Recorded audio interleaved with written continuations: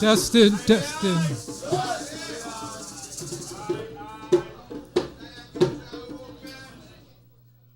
Good morning. I would like to announce that there is a QR code. If you check with the ushers, those of you who are savvy, electronically savvy, you can get the program from the ushers. Could I ask us to stand for the arrival of the Governor General?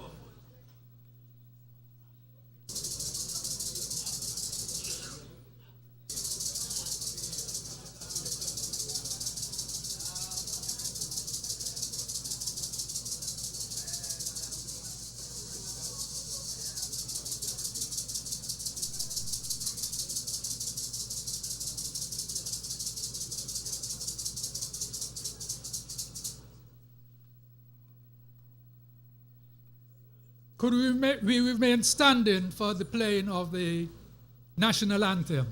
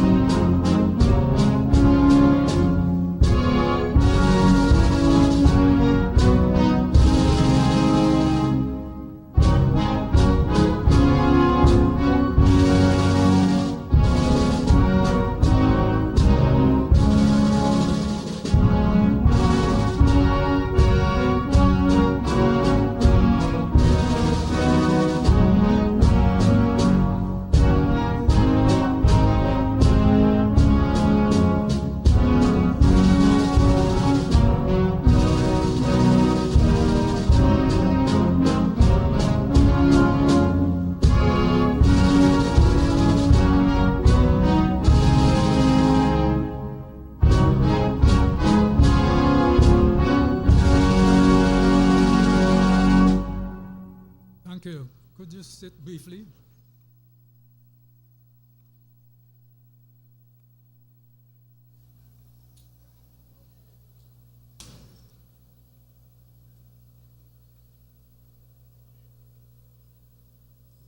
Your Excellency, the Governor General, Prime Minister, Dr. Joe,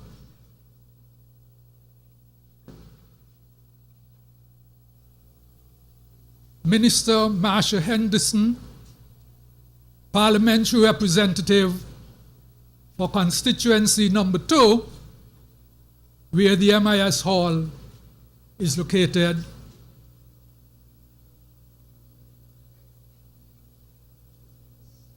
the Honorable Dr. Julius Garvey, Guest of Honor, members of the Diplomatic Corps, other members of the Diplomatic Corps, Reverend Tando of the Anglican Church, and he's accompanied by Reverend Solomon from Nigeria. I recognize in the audience former Deputy Prime Minister Sam Conde and Mrs. Conde, other members of the public service, senior members of the public service. Ladies and gentlemen, good morning again.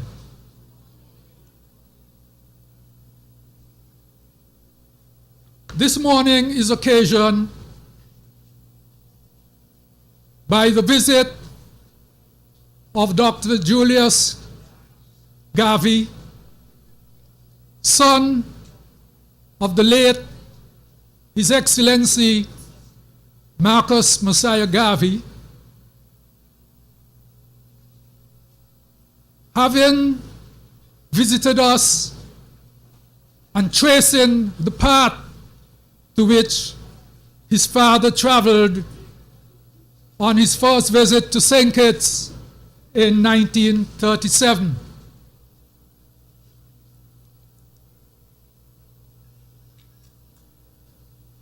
And gave what is a memorial address in this building on the other side of the road, which housed the MIS Hall, the Mutual Improvement Society. If we can dub His Excellency Marcus Garvey visit to St. Kitts as the first coming,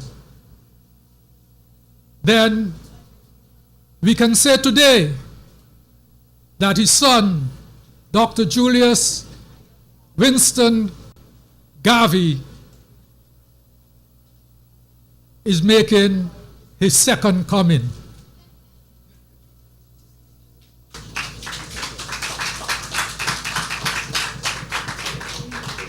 Ladies and gentlemen, I am not assigned to give the welcome address, but permit me to just welcome all of you for braving the heat and waiting a few minutes to start this ceremony. I am sure at the end of it, you will not regret. And so, without further ado, I ask the very Reverend Tando to give the invocation.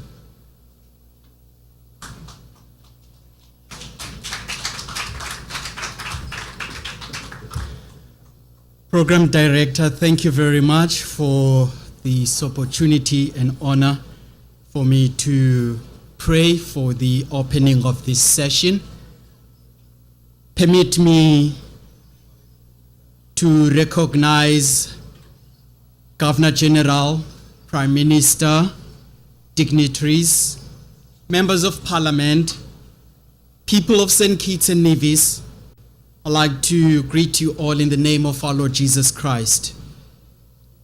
Special greetings to the guest of honor, the son of the Right Excellent Marcus Messiah Garvey, Dr. Julius Garvey.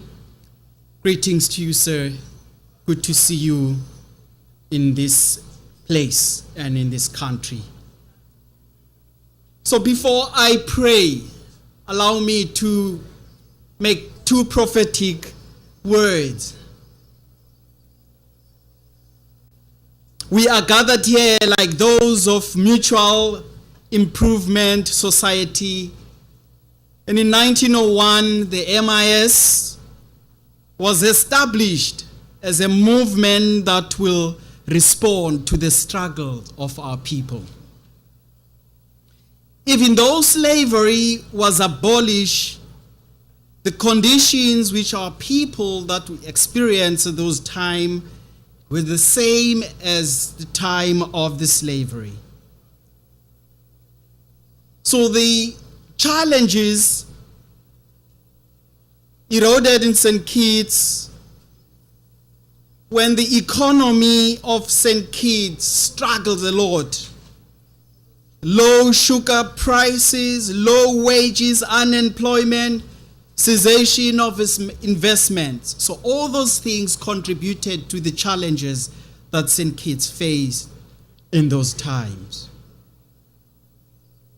This is similar to the Israelite story. On their journey to the promised land, some wanted to go back to Egypt where they were slaves.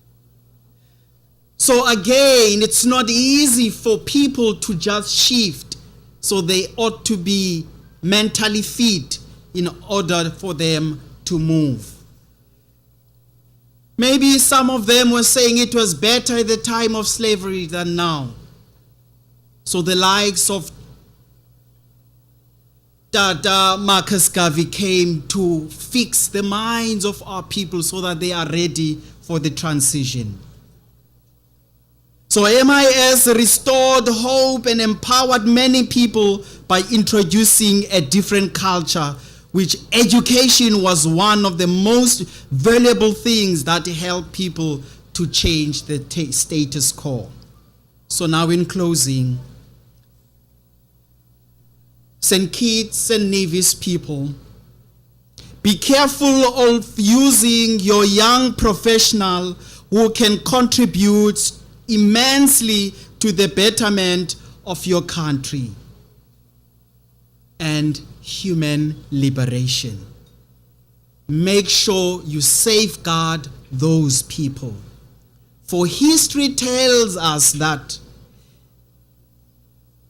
Nebuchadnezzar II, the Babylonian king, besieged Jerusalem in 597 before Christ, capturing the city and deporting many leaders and people of Jerusalem to Babylon. And so that was the fall of Jerusalem. So for us not to receive the fall of St. Kitts, let us keep our people, especially the prominent people that will be able to safeguard what we have. How can we safeguard what we have already achieved?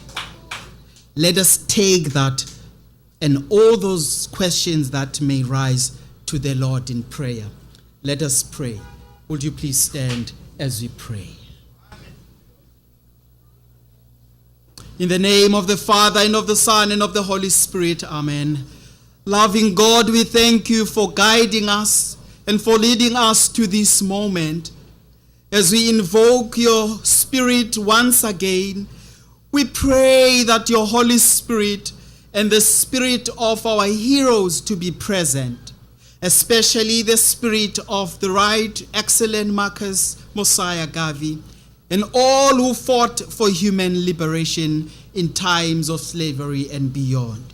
Connect us with them through the power of your Holy Spirit. May you connect us all, O Lord Jesus Christ.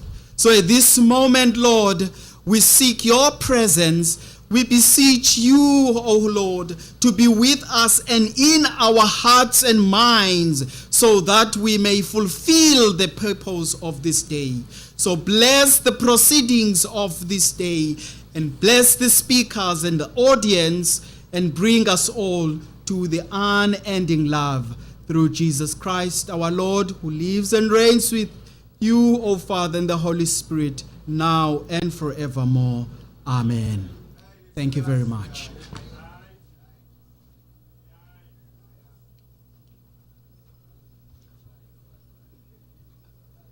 And we say, thus said the Lord. The Reverend is from South Africa, one who lived through the apartheid system and saw the change and how appropriate it is that this morning, on this occasion, he can speak about the role of the MIS in St. Kitts and its impact on the people of St. Kitts, Nevis, the Leeward Islands, and the Caribbean, and black people at large. Now, ladies and gentlemen, according to the program, it's my duty to ask Miss Virgil Hodge to lift up every voice and sing the Negro anthem.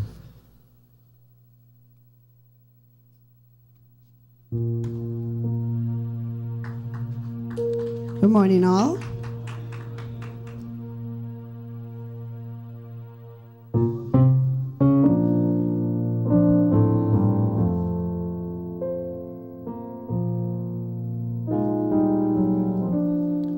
Lift every voice and sing till earth and heaven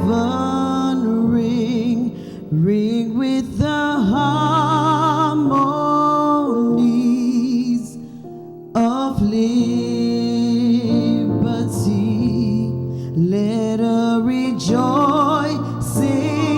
rise high as the listening skies. Let it resound loud as the rolling sea.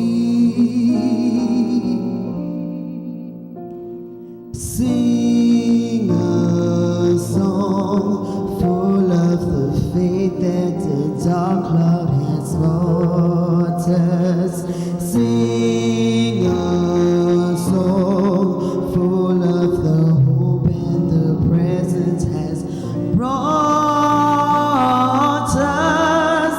Facing the rising sun of a new day begun. Let us march on till victory is won. Stony the road we trod, bitter the chasing rod, felt in the days when hope unborn had died, yet with a steady beat, not in a weary feet, come to the place which all people sigh. We have come over a way with their tears has been watered. We have come treading a path through the blood of the slaughtered, out from the gloomy past till now the day stand at last, where the bright gleam of a bright star is cast.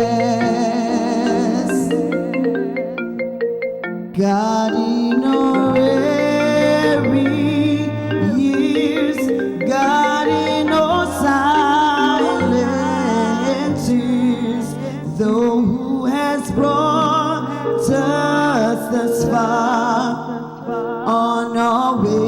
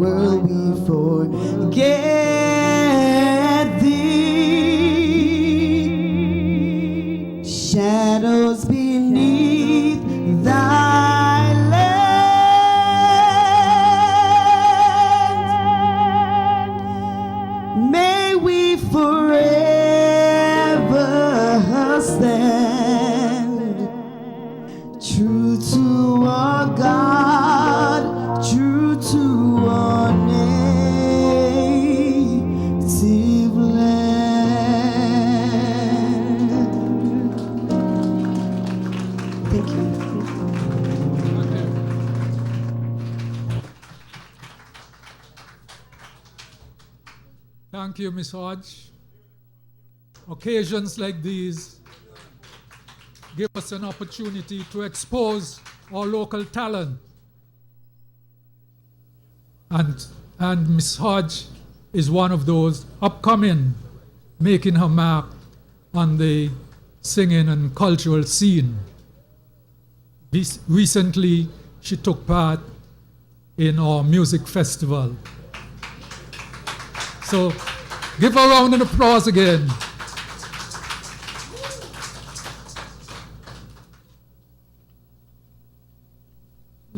There are two empty chairs up here. Dr. Ferdinand, if you care to stand, to come up. There are two empty chairs. Two persons can take them. I also recognize in the presence Bishop Cyprian Williams, our ombudsman. Ladies and gentlemen, at this point, I ask Ms. Nevis Dockerin, Secretary General of UNESCO National Commission, to bring you the official welcome.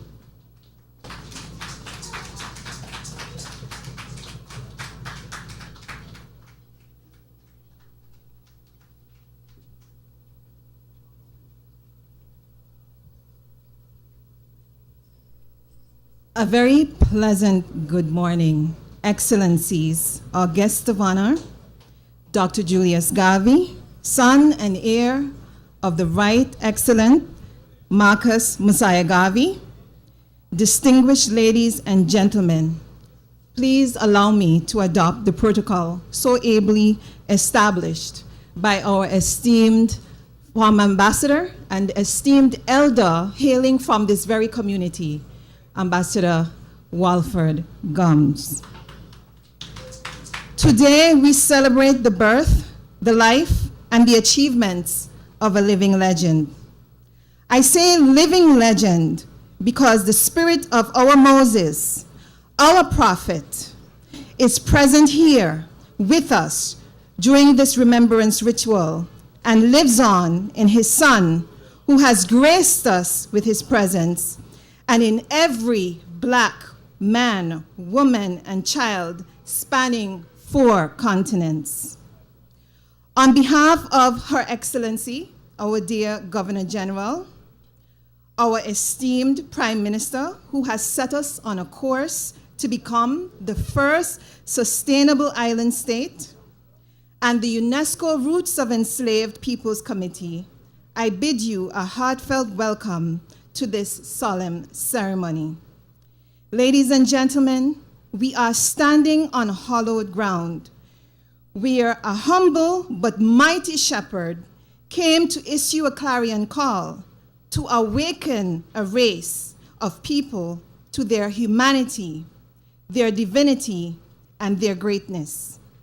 Together we gather to honor the legacy of a man who fought tirelessly for the rights and empowerment of our people. Marcus Mosiah Garvey's vision for a united and prosperous Africa continues to inspire us to this day. As we navigate the complexities of the 21st century, we are reminded that the struggles of our ancestors are still relevant today. The legacy of slavery, colonialism, and systemic racism continues to impact our communities, our economies, and our very existence. But we are not defined by our past. We are empowered by our resilience, our determination, and our collective strength. As Garvey so eloquently put it, and the Prime Minister mentioned it at the earlier ceremony, a people without the knowledge of their past history, origin, and culture is like a tree without roots. Today, we celebrate our African heritage and the rich cultural traditions that have shaped our identity. We honor the contributions of our ancestors who fought for freedom, justice, and equality. Today, let us turn a page. Let this ceremony be a watershed moment where we reject and break the vicious cycle of lack, division, self-hate, and violence, and replace it with a virtuous circle built on character, peace, compassion, tolerance, and brotherly love towards one another. As a nation, let us commit ourselves moving forward to preserving our history, promoting our culture, and empowering our people.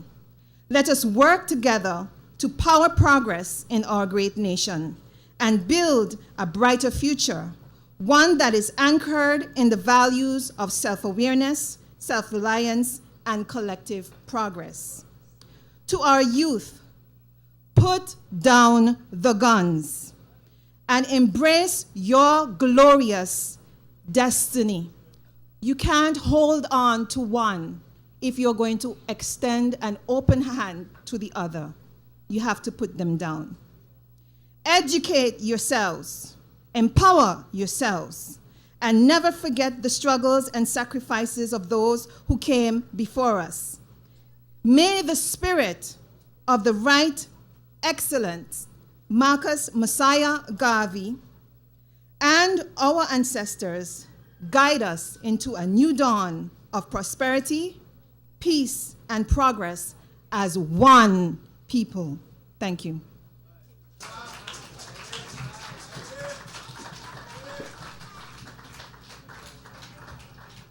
Thank you, Ms. Dockery, Secretary General of the UNESCO National Commission. Ladies and gentlemen, it's my honor to now welcome to the podium the parliamentary representative for Central Bastille, this area in which the MIS Hall is located and to which we have come today to remark its position in the history of black people throughout the world. Minister Henderson is Minister of Tourism et al., and so it's my pleasure to welcome you to the podium to bring greetings.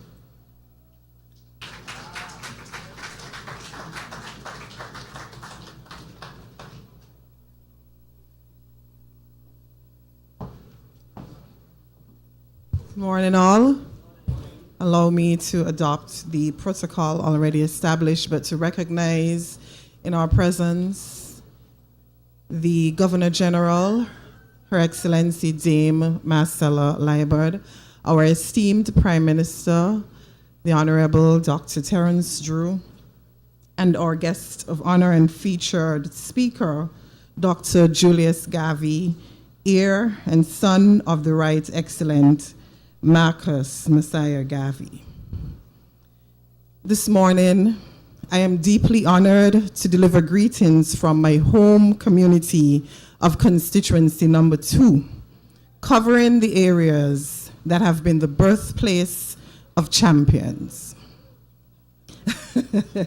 This community has, in fact, produced trailblazers and icons in all areas. And it is no coincidence that it was the site selected to construct the headquarters of the St. Kitts Mutual Improvement Society. The St. Kitts Mutual Improvement Society, founded in 1901, has played a pivotal role in shaping the cultural, intellectual, and social landscape of our beloved federation. The IMS was more than just a literary society. It was a platform for the Black intelligentsia to discuss, to debate, and engage in intellectual pursuits. With a focus on mutual improvement, it embodied an ethos of Ubuntu, a distinctly African principle that says, I am because we are. The MIS was focused on building community and working together to improve our conditions, to display compassion and kindness and brotherly love and, of course, sisterly love in the interest of the progressive welfare of our people. As we reflect on the history of the MIS, we are reminded of the power of community, each one reaching one, action to promote intellectual and cultural growth. Marcus Messiah Garvey's speech emphasized the importance of self-awareness, education, and individual empowerment. His message of taking control of our lives, developing our minds, and striving for greatness resonates deeply with our vision as a sustainable island state. Our tourism strategy is built on the principles of sustainability, community engagement, and environmental stewardship. We recognize that our islands are not just beautiful destinations, but also fragile ecosystems that require careful management and protection. That is why we have implemented initiatives to reduce our carbon footprint, promote eco-tourism, and support our local communities. One of our flagship initiatives is the Venture Deeper campaign, which encourages our visitors to explore beyond our beaches and our sand and engage with our vibrant culture and rich history. This campaign promotes community-based tourism initiatives, authentic cultural encounters, and sustainable practices that benefit both our visitors and our locals. By embracing Ubuntu, we strive to create a more equitable, a more sustainable, and enriching experience for both travelers and our host communities. We seek to promote tourism practices that benefit both the environment and our local communities and support the preservation of local traditions and practices. So as we look to the future, we are resolutely committed to converting our nation into a sustainable island state with a focus of implementing sustainable practices across all our sectors. We believe that tourism can be and is a powerful tool for economic development, especially for our people who call historic Bastille home. So let us continue to work to create a brighter future for tourism, one that is rooted in the principles of Ubuntu and promotes responsible and sustainable tourism practices. Let us strive together to create meaningful and authentic travel experiences that benefit our communities. Together, we can build a more sustainable and a more equitable tourism industry that benefits our people, our environment, and our economy. Let us together make Bastille beautiful once again. Thank you very much.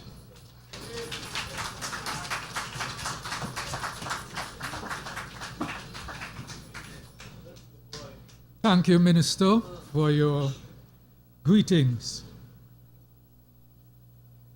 Ladies and gentlemen, I apologize for the unavailability of the Okola Tegumantine group.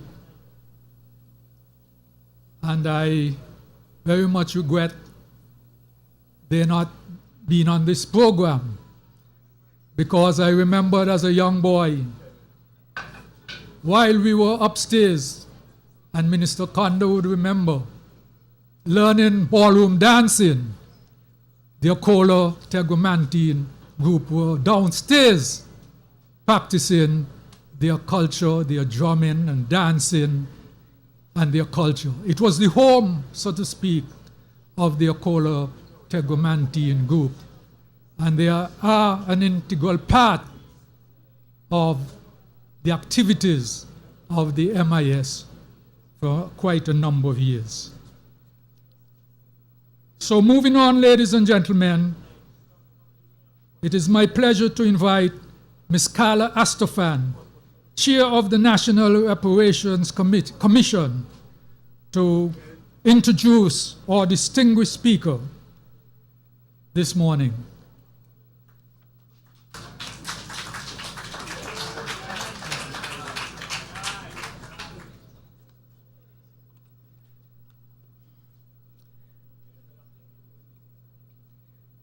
Your Excellency, Dame Marcella Liebert, Prime Minister, Dr. Terence Drew, Your Excellency, Dr. Julius Garvey, and Honorable Marsha Henderson. Welcome, everyone. My duty is brief, so to everyone, thank you. The professional bio of Dr. Julius Garvey. Dr. Julius Garvey was born on September 17, 1933, in Kingston, Jamaica. He is the son of the Honorable Marcus Mosiah Garvey and Amy Jacques Garvey. Dr. Garvey is a recently retired board-certified cardiothoracic and vascular surgeon who last practiced in the state of New York. Dr. Garvey is affiliated with the Northwell Health System, which is New York's largest healthcare provider, and was a clinical associate professor of surgery at the Albert Einstein College of Medicine. He has been internationally schooled in England, Jamaica, the United States, and of note, he's a graduate of McGill University in Canada. Dr. Garvey has been on several educational and medical missions around the globe, where he lectured in such places as Ghana, Senegal, Mali, Sierra Leone, South Africa, Jamaica, Belize, Haiti, South Sudan, and Ethiopia. He is currently the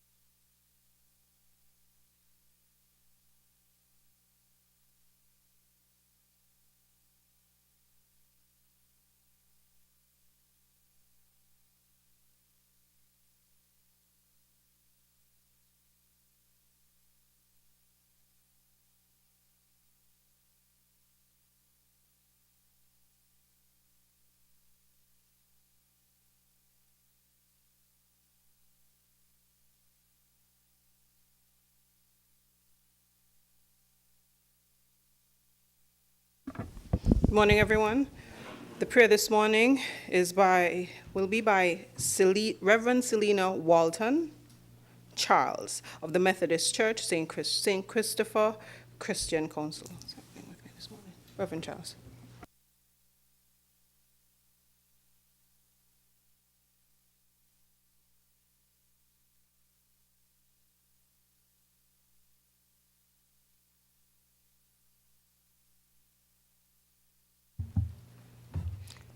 Let us pray. Almighty Father of all creation, you are our eternal, wise God. We acknowledge that you have called all humanity to be stewards of this great federation. Today, O God, as members of this National Assembly, you have entrusted all, O God, the sacred duty of shaping lives of your people. As they gather to deliberate on matters utmost of great importance, Almighty Savior of peace, employ your divine guidance and fill this chamber. Grant them clarity of mind to understand the diverse needs and desires of every citizen. Remove from us all personal pride, biasness, so that our decisions may be guided solely by the pursuits of common good.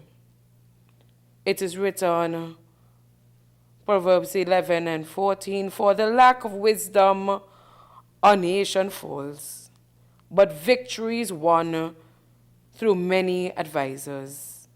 Great advocate, we pray that all may seek wise counsel, listen to one another with open hearts, and work together in unity. Let us remember the true victory is not about political gain, but it is in prosperity and in peace, well-being of all of this federation. May our words be truthful, our actions just, and our service selfless as we strive to serve the people in this federation. Have your own way. In Christ we pray. Amen. Amen. Thank you, Reverend Charles. You will be seated.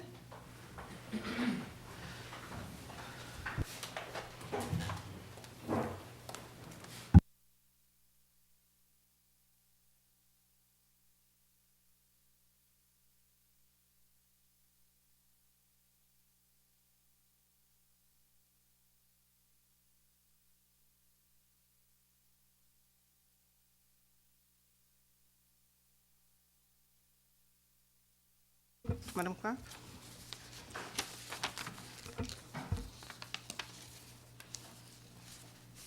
Confirmation of minutes. Deferred. Messages from the Governor General. There are no messages from the Governor General. Announcements by the Speaker. Just a few. Honorable members, my office is in receipt of notices of absence from a few members, particularly Senator Phillip, Senator Clark, and the Honorable Member for St. Christopher IV. The mentioned members will not be present for this morning's proceedings. That's the extent of the notices today.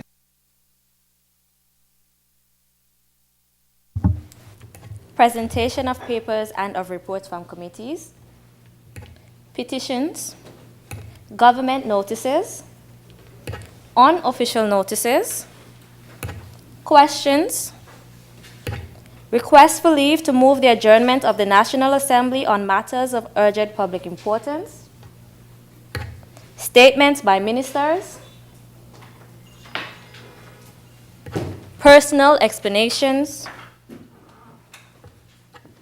Motions relating to the business of the National Assembly and moved by a minister. Public business, bills, second reading.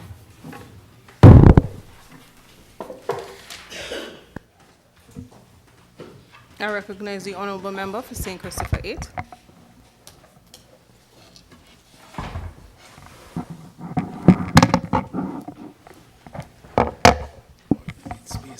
days.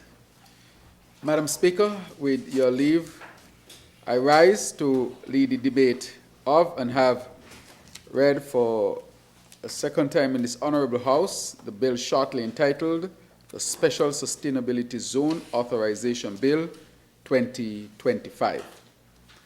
Madam Speaker, this bill gives our country a practical tool to attract foreign direct investment and create long-term job opportunities while protecting our environment. It is a framework for doing big projects the right way. Madam Speaker, St. Kitts and Nevis has set a clear direction through our Sustainable Island State Agenda, SISA for short. SISA, the Sustainable Island State Agenda, is our plan to make life better and safer for our people here in St. Kitts and Nevis in this changing world.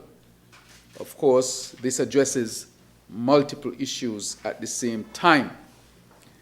This was developed, of course, after long months of consultation and bringing experts in the field to have collaboration, which has led us to this strategy, this overall national strategy.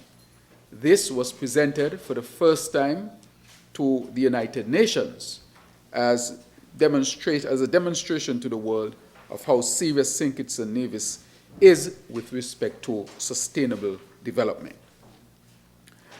Madam Speaker, SISA, the Sustainable Island State Agenda that we have been speaking of for some time now, this agenda sits on 7 pillars.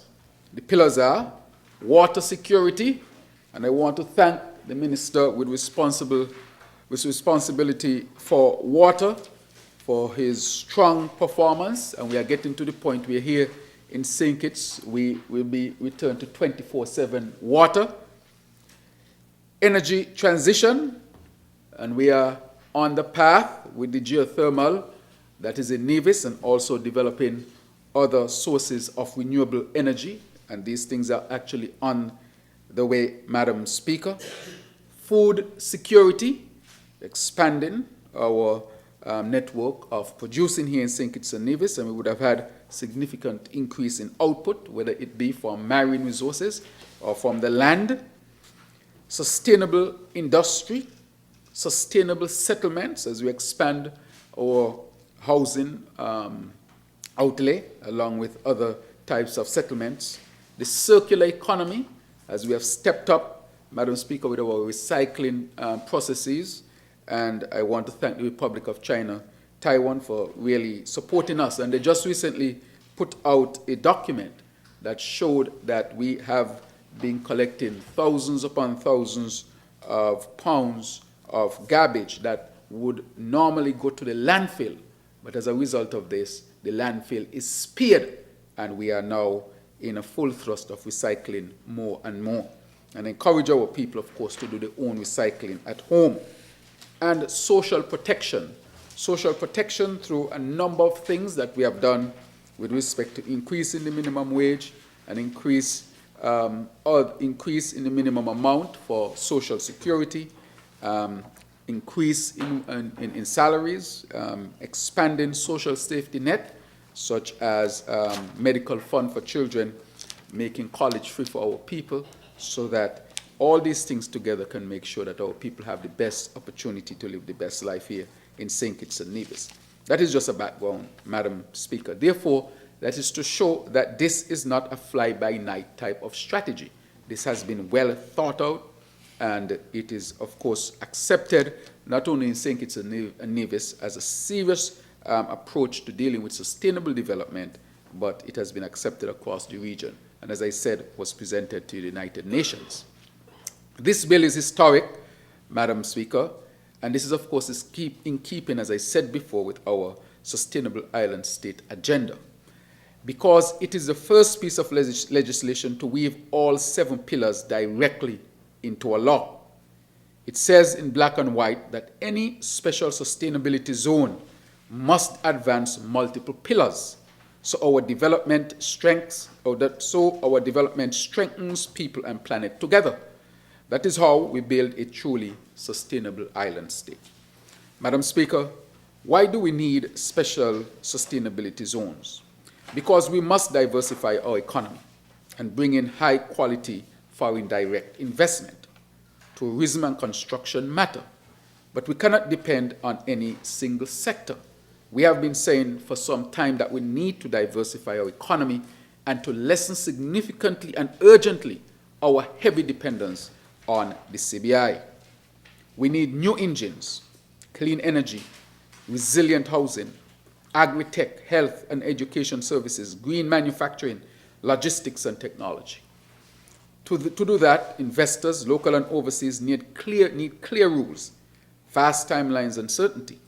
Our citizens need the same certainty that development will deliver jobs, skills, better services, and of course, not short-term hype, Madam Speaker.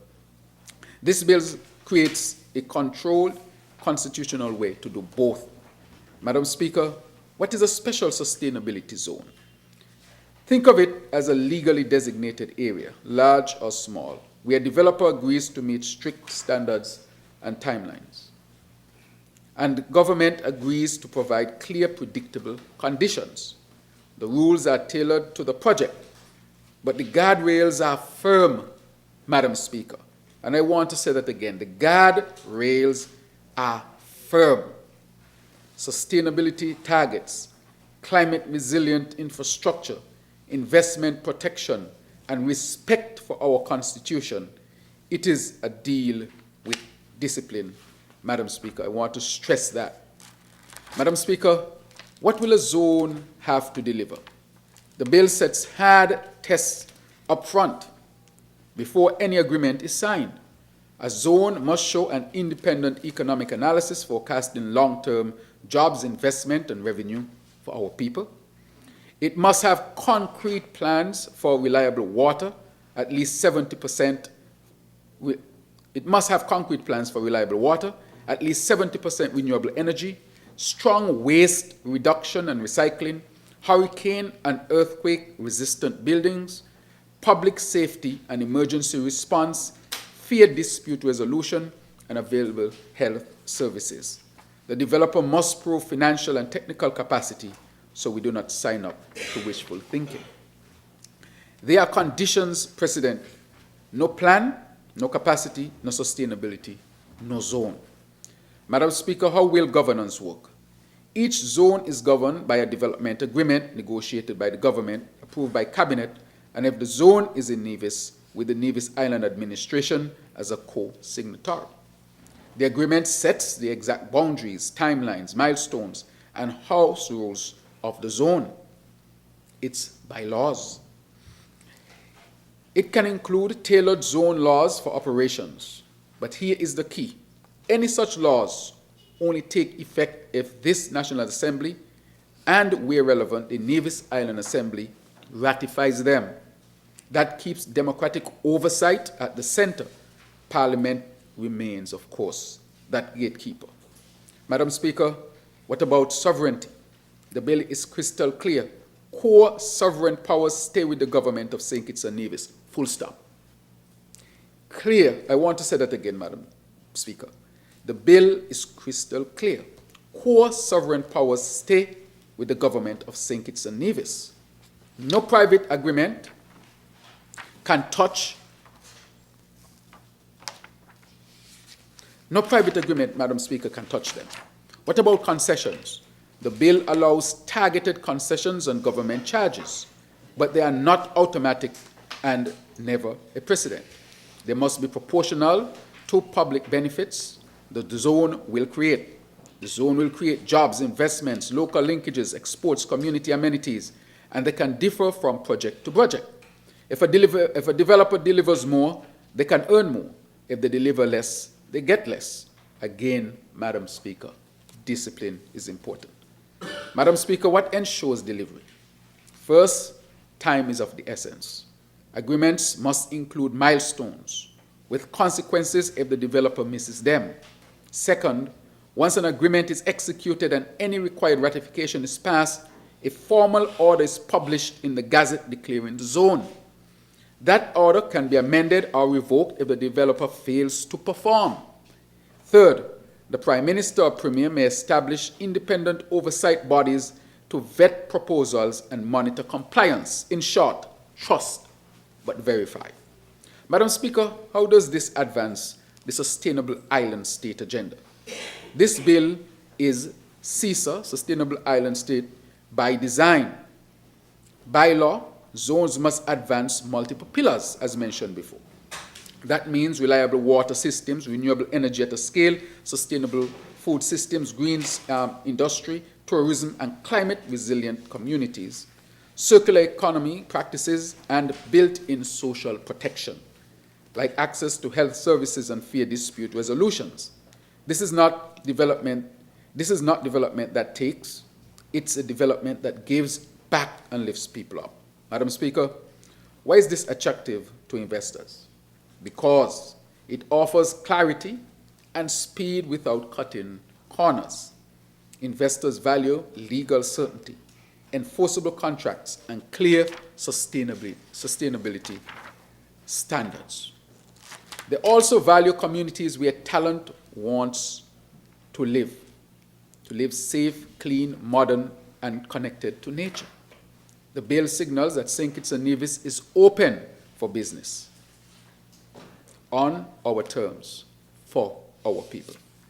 Madam Speaker, what we learn from other countries around the world, special economic zones have helped transform economies when they were well designed and well governed. For example, the colon-free zone in Panama, started in 1948, is now the largest free trade zone in the Western Hemisphere, with commercial movement of approximately $18 billion in 2021 and thousands of firms serving Latin America and the Caribbean.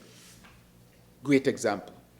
Mauritius used a free port and services zone to shift from sugar to a diversified economy, logistics, finance, ICT, and to cut unemployment. The Export Processing Zone, EPZ, initiated in 1971, by 2001 accounted for approximately 26% of GDP, 36% of employment, and 66% of exports. The Costa Rica Free Trade Zone regime, started in 1990, underpins Costa Rica's foreign direct investment-led upgrade into medtech and advanced manufacturing, with over 250,000 direct and indirect jobs, many times our own population here. Medical devices were approximately 44% of goods exports in 2024. If these developing countries in the Southern Hemisphere can have such historic economic successes utilizing special zones, why can't we? Madam Speaker, what could our own special sustainability zone mean for our people? It means more construction jobs in the short term and more permanent jobs in operations such as in the energy sector, water, transport, hospitality, healthcare, education, the maintenance, IT, security, and retail. I have to slow down a bit. It means apprenticeships, on-the-job training, and opportunities for local contractors and service providers. It means stronger local agriculture, feeding hotels and residents, and a market for local products, from furniture to food to creative industries. It means better infrastructure that is built to last, and communities planned for safety, beauty, and access to green spaces. It also means higher standards. Zones must be hurricane ready, water secure, energy independent, and clean. They must sort their waste, recycle, and respect our natural beauty. There must be places where families feel safe and proud to live and work. Madam Speaker, how will communities be protected? First, through Parliament's ratification, power, and ongoing oversight. Second, through the bill's hard requirements on sustainability and services. Third, through enforceable commitments in each development agreement, timelines, milestones, penalties, and if necessary, revocation. Fourth, through transparency. When a zone is declared, The order sets out the boundaries and key particulars to the public, and key particulars so that the public knows what is being done, where and why. This has to have a strong public relation component. Madam Speaker, how does this fit our broader economic strategy? Our government is pursuing a balanced diversification plan, modernize tourism, scale renewable energy and water security, the agribusiness, expand healthcare, education and professional services, and enable technology and green manufacturing. The Special Sustainability Zone Framework is a way to bring these pieces together so that infrastructure, investment, and job arrive in a coordinated and accountable package. It complements financial reforms, education and skills training, and our push for easier, faster business processes. Colleagues, this bill does three big things. It aligns investment with our Sustainable Island State agenda by law, not by promise. It protects the public interest through Parliament's ratification, constitutional guardrails, and real enforcement tools. It sends a confident message to responsible investors that St. Kitts and Nevis is ready to partner at a high standard and to move at the speed of opportunity. Let me be clear about what this bill does not do. It does not hand over our sovereignty. It does not create loopholes for bad actors. It does not guarantee concessions or free rides. On the contrary, it strengthens the rule of law by requiring that zone-specific rules and concessions come through this House in full view of the people and in accordance with our Constitution. Madam Speaker, our children deserve an economy that can weather storms, literal and economic. They deserve communities with steady power and clean water, homes that can withstand hurricanes, good jobs that lead to careers, and green spaces where they can play. Passing this bill is a step toward that future, a step where economic development and the protection of the environment and sustainability are all in one framework. We have a chance, Madam Speaker, to be first movers in the Caribbean with a modern sustainability-anchored zone framework, learning from global success stories, avoiding the mistakes, and tailoring the model to our size, our constitution, and our values. If we implement with rigor and integrity, this can be a turning point, unlocking quality foreign direct investment, building resilience, and raising the standard of living across St. Kitts and Nevis. Madam Speaker, and honorable members on all sides, this is a transition in our development here in St. Kitts and Nevis. Let us put our Sustainable Island State agenda into action, attract the right kind of investment, and build a sustainable island state together for generations to come. Madam Speaker, I think that statement was clear, and therefore I may please you, and I give the opportunity to our other members to intervene in the debate. Thank you very much. Thank you to the Honourable Member for St. Christopher 8. I recognize the Honourable Member for Nevis 9. Good morning, Madam Speaker. Good morning to colleagues on the government side and certainly on this side of the aisle as well. I rise very briefly to lend my support to this bill. Of course, Madam Speaker, you will recall that on the first reading of this bill, I also rose to second, and that was my way of signaling certainly my support for this particular bit of legislation. If you may ask, the House may ask, the public may ask, why would I support? It is because I feel that over the past 3 or so years since this new government has been at the helm, I have been a consistent voice in this National Assembly for a diversification of our local economy. I have been a consistent voice asking for novel ideas and innovation to move us away from our heavy dependence on citizenship by investment. I believe that the signs are clear all around us that the citizenship by investment goose that has laid the golden eggs for us for the past 2 decades, that there are some serious headwinds, Madam Speaker, involving that particular sector. It is said that when the forecasters tell us that there's a system coming off the coast of Africa, that is a good indication that we ought to prepare ourselves. And I believe the signs have been there from comments being made by the US government, by governments in the EU, by actions taken by the UK, and by the constant stream of negativity that has accompanied a lot of the commentary on citizenship by investment, that it behooves us as a country, government and opposition, to come up with new ways to take our economy forward and to ensure that we have sustainable development in our country.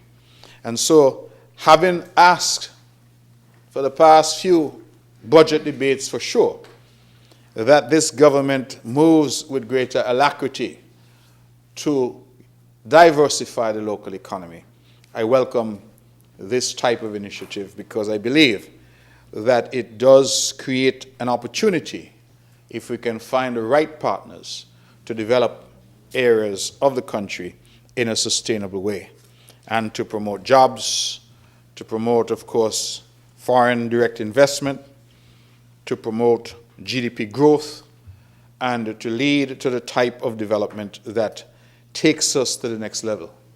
If you look at the history of this country, and I won't go back to the colonial past too far, except to say that at one point our economy and our country was based on sugar.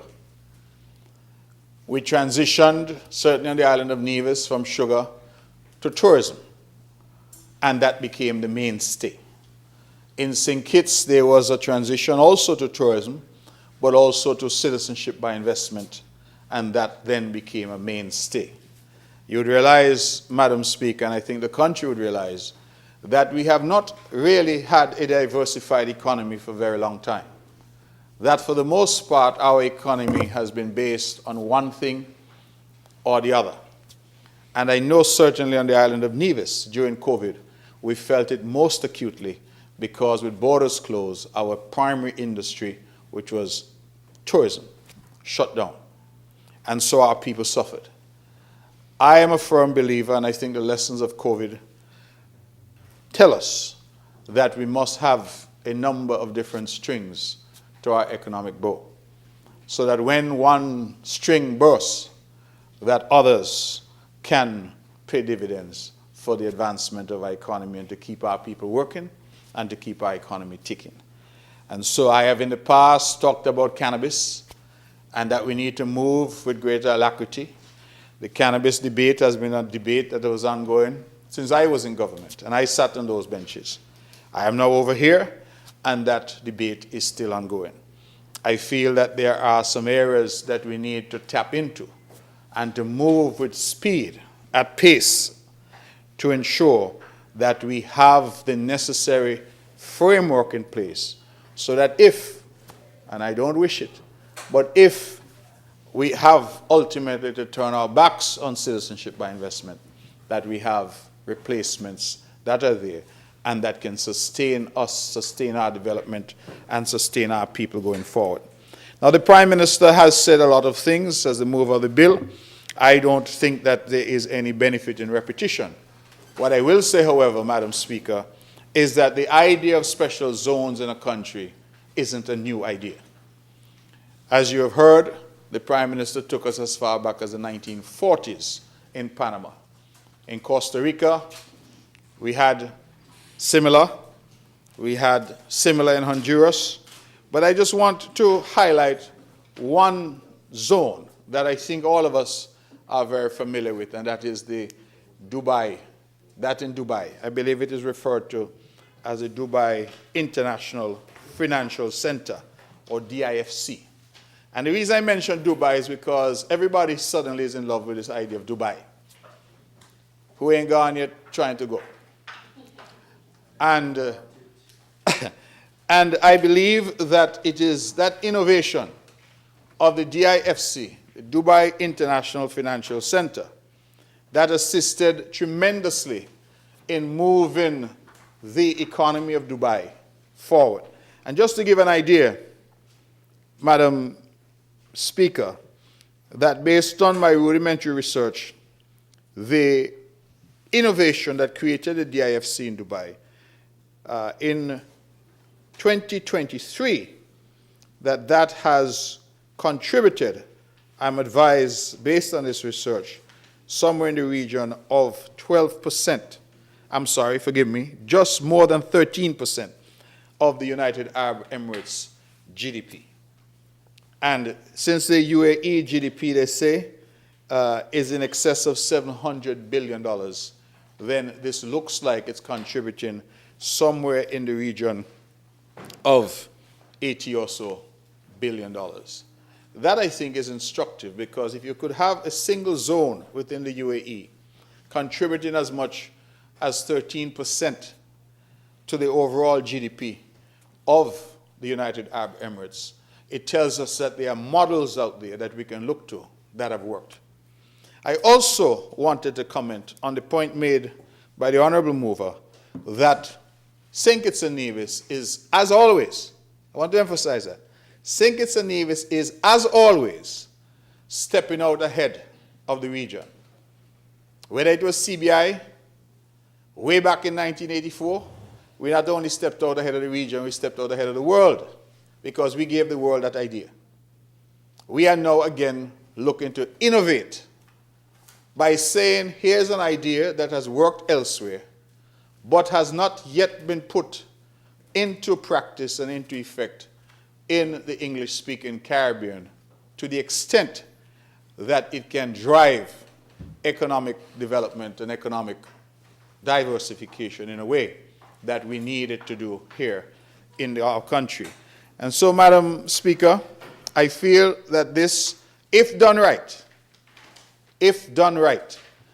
ticks the boxes of sustainability, of job growth, of economic diversification, certainly of an enhancement of our GDP, and it also means that we are stepping ahead of the region in terms of what we're seeking to do to achieve a sustainable island state.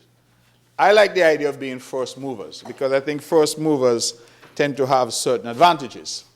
It also, of course, puts a responsibility that you do it right, because it also means that others will be looking at us to see what we have done, how we have done it, and whether or not it has worked.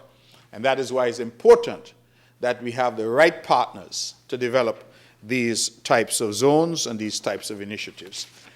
I particularly like as well, because the intention is that this legislation will apply to the island of Nevis. In fact, it provides at Section 10 the consent as required by the Constitution for this also to apply to Nevis.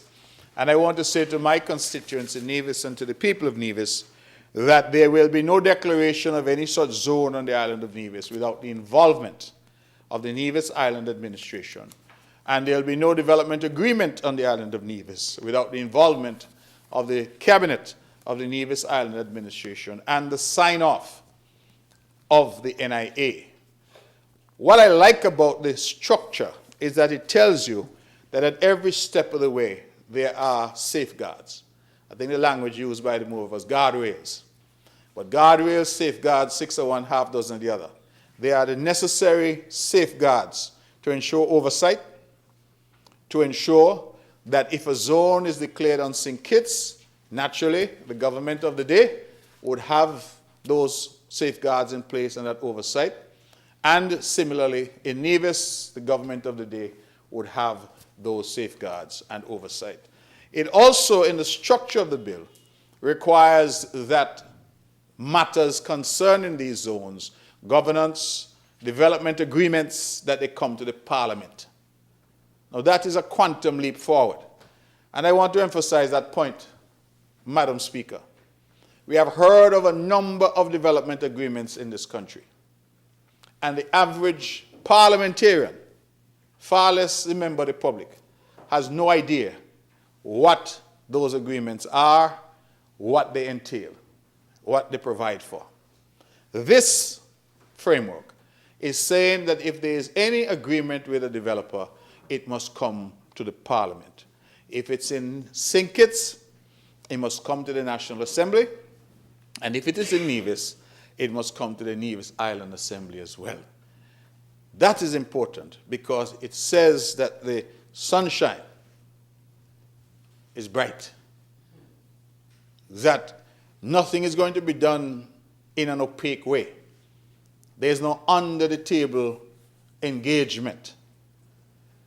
The public, the Parliament, and there's no more public a place than the Parliament of the country, will have a say, because we'll be able to come in here and the people hear the pros and the cons, the cut and the thrust, the do's and the don'ts, the benefits and no doubt the demerits of whatever it is that is being proposed. And I like that framework very much because to me it underscores that this is a democratic process and an entirely open and transparent undertaking. Madam Speaker, if I can just look very quickly at the bill itself, which speaks to Section 5, conditions precedent to development agreements. And I want to couple that Section 5 with a reading also of Section 9. And the bill is a short bill. It's not something that is overly extensive. But that Section 5, it says what are the conditions precedent. And basically what it is saying is that anybody who comes in wanting to do a zone needs to satisfy some conditions up front. One, they must present an economic analysis by a reputable economic advisory professional firm or institution forecasting that the proposed special sustainable zone is likely to generate long-term economic opportunities, create permanent employment, attract foreign and domestic investment, and generate revenue for the benefit of people of St. Kitts and Nevis for at least 10 years after operationalization. The zone developer shall present plans to develop the necessary infrastructure, utilities, and facilities within the special zone. I like that because it means there's no pressure on the federal government or the NIA to put infrastructure into the zone. They will have that responsibility. They must ensure and establish, remember these are preconditions, that over time there's no harm to the environment, people, or planet. The zone must be designed for comfort, luxury, and sustainability. Importantly, Madam Speaker, they must generate and supply reliable access to clean and safe water. Put differently, we don't expect that this zone is going to rely on the water supply. And so people out there who may be saying, well, these people are going to come and... No, they have to make provision for themselves. Look at what it says at 5.4. They must generate renewable energy. Secure, let me use the language, secure renewable energy for no less than 70% of the zone. All of these are preconditions that they must be able to establish. 5, they must minimize waste and promote the reuse and recycling of resources, fostering environmental sustainability. 6, they must be climate resilient and hurricane and earthquake resistant. 7, they must provide public safety and security services, rapid emergency response mechanisms. And what I like about number 9, they must provide health services. So again, the idea really is that these zones are not designed to put any pressure on the local infrastructure or to put any pressure on the resources of the taxpayers. Put differently, they are supposed to come to add to, not take away from. And that is why I like, again, the scheme that is being suggested, because these are all conditions precedent. Now, why do I say we should read that with Section 9? Because at Section 9, it speaks to independent oversight bodies. And it says, for the benefit of Hansard, the Prime Minister with respect to the government or the Premier with respect to the Nevis Island administration may establish independent oversight bodies to receive and review applications from potential zone developers or to monitor zone developer compliance with the terms of any development agreement. So we see oversight at two levels. One, when people are applying, they want a special sustainability zone. It is saying that we should and can have an oversight body. If it's in St. Kitts, within the wheelhouse of the PM, Prime Minister, sorry. If it's in Nevis, it's within the wheelhouse of the Premier. But there's an oversight body to look and see, listen, are these conditions precedent satisfied? How are you going to supply water? How are you going to supply electricity? How are you going to supply health care? What will be your dispute resolution mechanisms inside the zone, etc., etc. And then it also provides that where a development agreement has been entered into, this body can monitor compliance. So you see, you're building a dam before they come in. And then you are creating the framework now to monitor them after they're in. To say to them, well, you said that you would have your water, your solar system, whatever, your health system up. That is not yet up. That is the type of monitoring. So put differently, and I believe all of us in this room, if we're honest, have seen glorious developments announced, and then nothing or very little happens. Years down the road, nothing happens. This is designed to ensure that there is seriousness at the start. That is, before you come, make sure you could satisfy these requirements. And then having satisfied those requirements, if you get the go-ahead, there will be monitoring of you going forward to make sure that you deliver. I think that the scheme then that is suggested is quite ambitious, quite efficacious, and novel in terms of allowing us what we need to move the Federation forward. I have proposed an amendment to, I believe it is section 4. I suppose we will get to that when we get to committee stage. But I believe that these zones, Madam Speaker, and this is my view, that there ought not to be a proliferation of them within the Federation. That given our size, if we are going to designate an area as a zone, that we ought not to have multiples of these all across the country.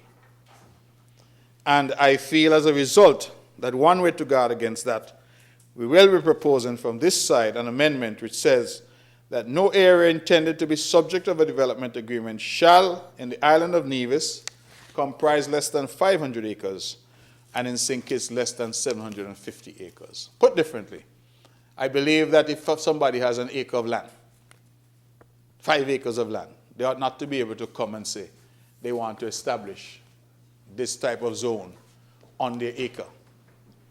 And I believe that's important because, as we have seen with the Citizenship by Investment program, when some people hear that there's money to be made, everybody starts to ask a favor. Could I get my thing registered under this scheme so that I can benefit? And sometimes it doesn't work to the interest of the country as a whole. So I feel these zones are intended to be a next big step. They ought to be large tracts, and those large tracts then we can identify. And for those out there who are listening, time doesn't permit, but if you're listening and you are interested, please look and see what the Dubai International Financial Center has done in Dubai for the development of that area. And I will highlight just one aspect of it. And I liked the fact that the Prime Minister made it clear that there's no surrendering of sovereignty here that's contemplated. Because in Dubai, what they did was actually created the DIFC. And the DIFC, like most economic zones, has its own rules. It even has its own governing law. So, for example, whereas in the rest of the United Arab Emirates, Islamic law may apply. Within the DIFC, it is the English common law that applies. Within the DIFC, they have set up their own dispute resolution mechanisms, their own systems for arbitration, for the resolution of disputes. And parties, as I understand it, agree when they invest inside the DIFC that they'll be governed by these rules. It therefore means, Madam Speaker, that there is good precedent internationally where this idea has worked. And I believe if done right, I come back to my caveat, if done right, this could really become the new goose that lays some golden eggs for the people of St. Kitts and Nevis. And I look forward in my old age to looking back on this day and saying, this was a good day for the country because we have, in fact, made a quantum leap forward in terms of creating for the country the necessary space, the necessary environment for a shift, a diversification of the local economy. And bearing in mind that the signs say that a storm is brewing off the coast of Africa. Maybe that's a bad analogy given the hurricane season. But given the suggestion that the storms in relation to CBI are brewing, it behooves us, Madam Speaker, as a parliament, I'm not talking about any government and opposition, because to me, we only have one St. Kitts and Nevis. And we know, and all of us on this side used to sit over there, so we understand that fortunes ebb and flow. The tide comes in and the tide goes out. And not because some fellows over there now smiling. Some of them used to be over here. And who knows what tomorrow brings. So I say that only to say that wherever you happen to be sitting today, what we ought to be trying to do as a parliament is to create the necessary environment for the country to flourish and for St. Kitts and Nevis to prosper. And I believe that other islands in the OECS and other countries in the Caribbean will be looking at us to see how these types of initiatives fare. And I say to our people, without fear of contradiction, that this little country here has always been a leader in the region. We have always been a leader. Sometimes, you know, Madam Speaker, when I hear people calling us down, castigating us, cussing us, we are the worst, for their own purposes. That's the nature of our raucous democracy. But I remind everyone that St. Kitts and Nevis, I said it in here already, when we mandated mandatory secondary education, up to quite recently, other countries in the Caribbean did not have it. When we introduced Social Security and those types of safety nets, some of the things that we do here in St. Kitts and Nevis, other countries, including those who are nearby, can't believe that these are the things that we do to take care of our people. Social safety nets, the various developmental initiatives that we've taken, citizenship by investment, and now we hope the special sustainability zone. So, I support, I said I would not be long, and so I will rest my case there, and certainly hope that the government will take on board some of the amendments that we hope will come as we look at the next phase of this bill and this bill moving through. But I certainly would want to rise to wish the bill safe passage through this honorable House. May it please you. Thank you to the honorable member for Nevis 9. I recognize the honorable member for Nevis 10. Thank you very much, Madam Speaker. And let me greet you and greet all of us who are here in this honorable House. I rise as well, Madam Speaker, to make a brief presentation to the bill before this honorable House, the Special Sustainability Zones Authorization Bill 2025. And as I rise to make my brief intervention, let me say from the onset that I have looked at the bill, I have read the bill, and the bill will also have my support. Madam Speaker, as I examined the bill and I looked at the bill, I thought that this bill creates an environment for attracting foreign and domestic investment. And of course, Madam Speaker, I believe that with this bill, and once it is passed, I think St. Kitts and Nevis will continue to be a beacon for the rest of the region. Madam Speaker, of course, both the government, the federal government that is based here in St. Kitts, as well as the Nevis Island administration, there have been numerous accusations leveled saying that we are not attracting any foreign direct investment and we're not bringing anything new to the table. But I believe that this bill will afford both the federal government and the Nevis Island administration the opportunity or opportunities to attract foreign direct investment and, of course, to continue to diversify our economy.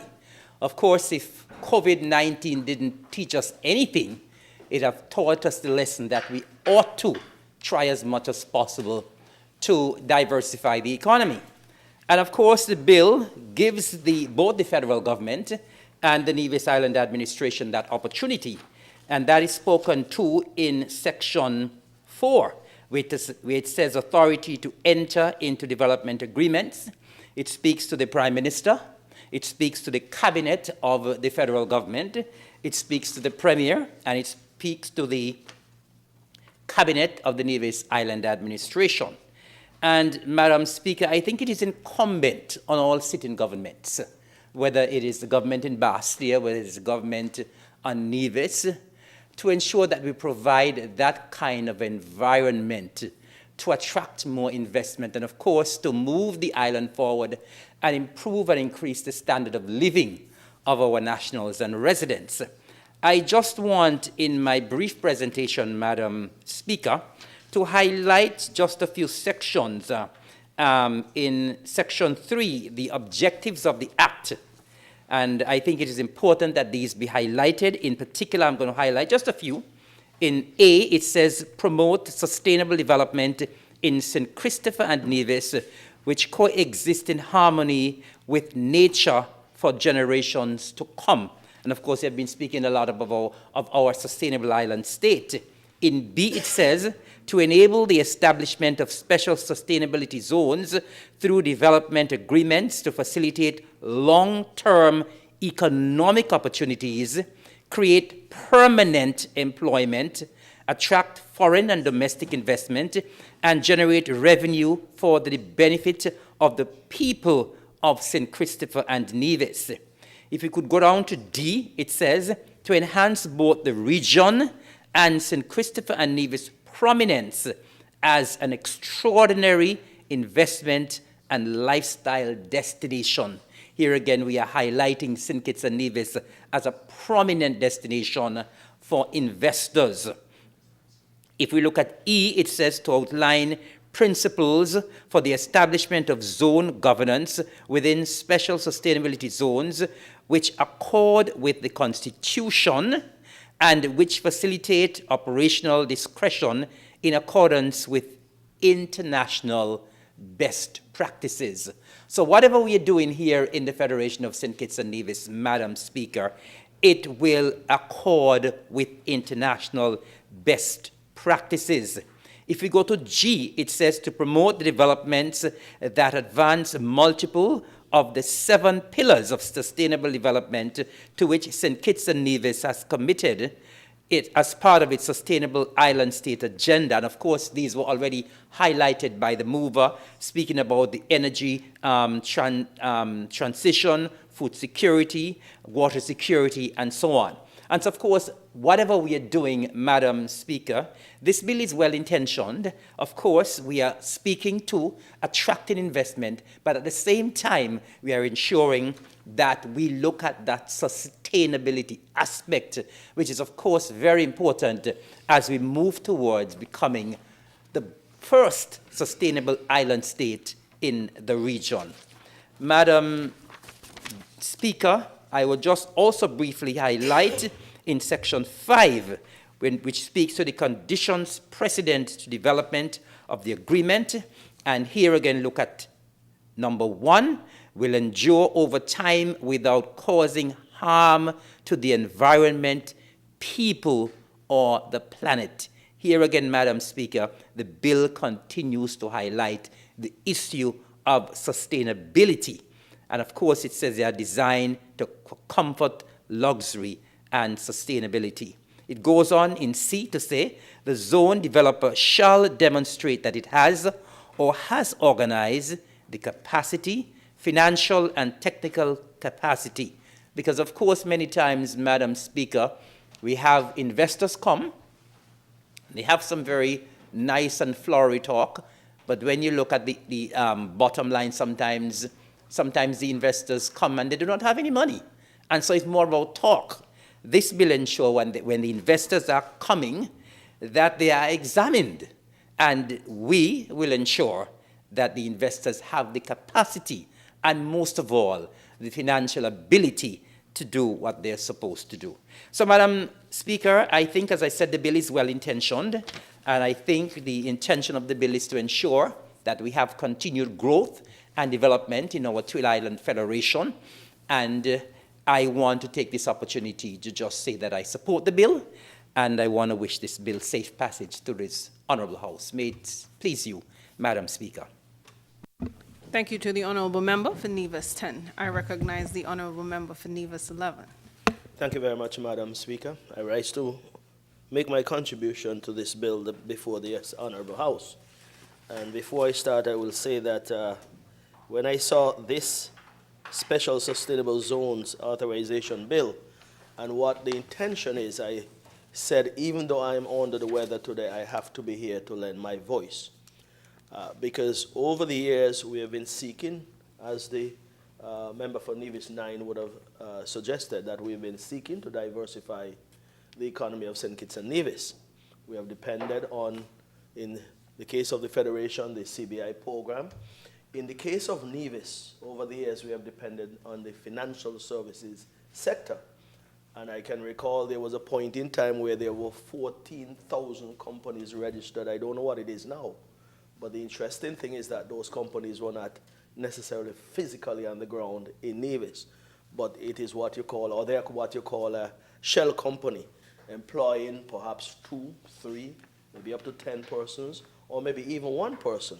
And so the benefits to be derived from such investment was not necessarily there. And of course, we have been depending on perhaps pushing the marijuana industry, which hasn't gotten off the ground, and other areas that we have sought to pursue. Tourism, you have heard before, is one of those fragile industries, and of course, member for Nevis 10 would have mentioned COVID-19 and what it meant to us then, back in 2020. This type of investment, though, is meant to create permanent jobs, physical construction on the ground, or physical companies within this special zone. And so that is why I had to come here today to lend my voice, because this can certainly be one of those game changers for us. And the member for Nevis 9 would have made it clear once it is done properly. And of course, we have to execute this particular bill, or this particular transition that we're trying to make in such a way that it is beneficial in the end. I will say to you, Madam Speaker, that we have seen different types of economic zone being proffered by other countries. I believe Antigua Barbuda have a special economic zone which speaks to businesses. Anguilla, I believe, is pursuing a exclusive economic zone that speaks to marine life. And other countries such as near to us, Bonaire, St. Bart's and other countries near to us have been pursuing something different than what we are pursuing. This particular special sustainable zone authorization bill speaks to something much larger. It speaks to an area that will have quite a number of things involved in terms of pursuing development of infrastructure such as water, road, housing, energy, transport, etc. I spoke about long-term employment, for example, and other areas that are mentioned in the bill. So it therefore means that we're going steps further than what our regional partners have done, which is commendable on the part of the government and this parliament for sure. I have said in the past that anything that has to do with the advancement of the Federation of St. Kitts and Nevis, as a member of this parliament, I will lend my support, and that is why I had to be here today, even though I am somewhat under the weather. But those who seek to lead this island or this country, well, they have chosen not to lend their voice and have gone. But that's okay. People must see these things for what they are and to look at the leadership that is being presented from this house, this honorable house, towards the development of the Federation of St. Kitts and Nevis.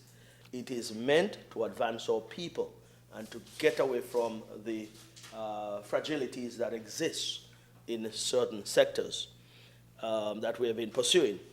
For example, I want to say this, Madam Speaker, that we have sold quite a number of passports through the CBI program. Some may say it's in excess of 50,000. I don't know. But be that as it may, some persons would have made contribution to the SIDF. And those persons just made an investment in terms of dollar amount, and then they've gone along their merry way. It has been proffered here in this parliament that we should find these people and see in which way we can get them to come and invest in the Federation of St. Kitts and Nevis. A lot of them have money to take up $250,000 and buy a passport. Suggests to me that person has some worth and some wherewithal to invest. And so if we are to look at this particular bill today, what can we do as a country to reach out to persons of such sort to make investment into this country and the development of the Federation of St. Kitts and Nevis? So that being said, Madam Speaker, I want to say to you that this particular bill, even though you'll hear a lot of debate out there, persons would have to equip themselves with this bill and understand what is in this bill so that they can make, sensible arguments and sensible discussions. One of the things that we have done with this bill is to ensure that we do not lose our sovereignty as a country. And in section 6, subsection I, it speaks and I read, provide for express acknowledgement that the following government matters are within the exclusive legislative, governance, and administrative domain and control of the government of St. Christopher and the Nevis Island administration, where applicable, whether within the special sustainable zone or otherwise located in St. Christopher and Nevis.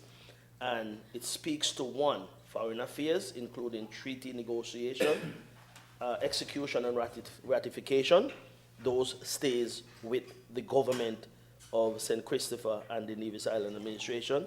Military defense, citizen and residents, election related to the National Assembly or Nevis Island Assembly, and registration of voters, and jurisdiction of the Eastern Caribbean Supreme Court, Caribbean Court of Justice and Judicial Committee of the Privy Council, were stipulated as exclusive jurisdiction by the Constitution. And of course, lastly, any obligation, rights, or responsibility not transferred to any other person or entity under the Constitution. So it therefore means that even though you have this special sustainability zones authorization or special sustainable zone, it doesn't mean that this zone will be operating in an ad hoc way where they make their laws, they make their rules, but they must be guided by the Constitution of St. Christopher and Nevis. But the intent is to make it a bit easier for this particular zone to flourish in terms of investments, curtailing and cutting all of the red tapes that are necessary to get approval for permits and the like. So those would be handled accordingly. But in terms of our sovereignty, it is still within the ambit or within the hands of the government of St. Christopher and the Nevis Island administration. So the arguments that are being made, because some arguments are out there, and it is just that sometimes persons speak from a position of lack of knowledge, and they make such arguments. But this bill is very clear as to what is envisaged in terms of what it is meant to do. And so I am pleased to lend my support to this particular bill. And so, Madam Speaker, if I were to say at this point in time, I don't want to repeat all that have been said before, but my voice being given to this particular bill is important, because I know that this can lead to a transformation in this federation that is going to put us on a level and a pathway to development that we've been seeking to have, given the difficulties and challenges we've had in financial services, CBI program, and other areas. So with that said, Madam Speaker, I will not tarry anymore. I won't prolong any further, but this bill has my support, and I register that publicly, and so I say may it please you, Madam Speaker. Thank you to the Honourable Member for Nevis 11. I recognize the Honourable Member for St. Christopher 1. Thank you very much, Madam Speaker. I rise to make my brief contribution in support of the mover of the bill before this Honourable House, the Special Sustainability Zone Authorization Bill 2025.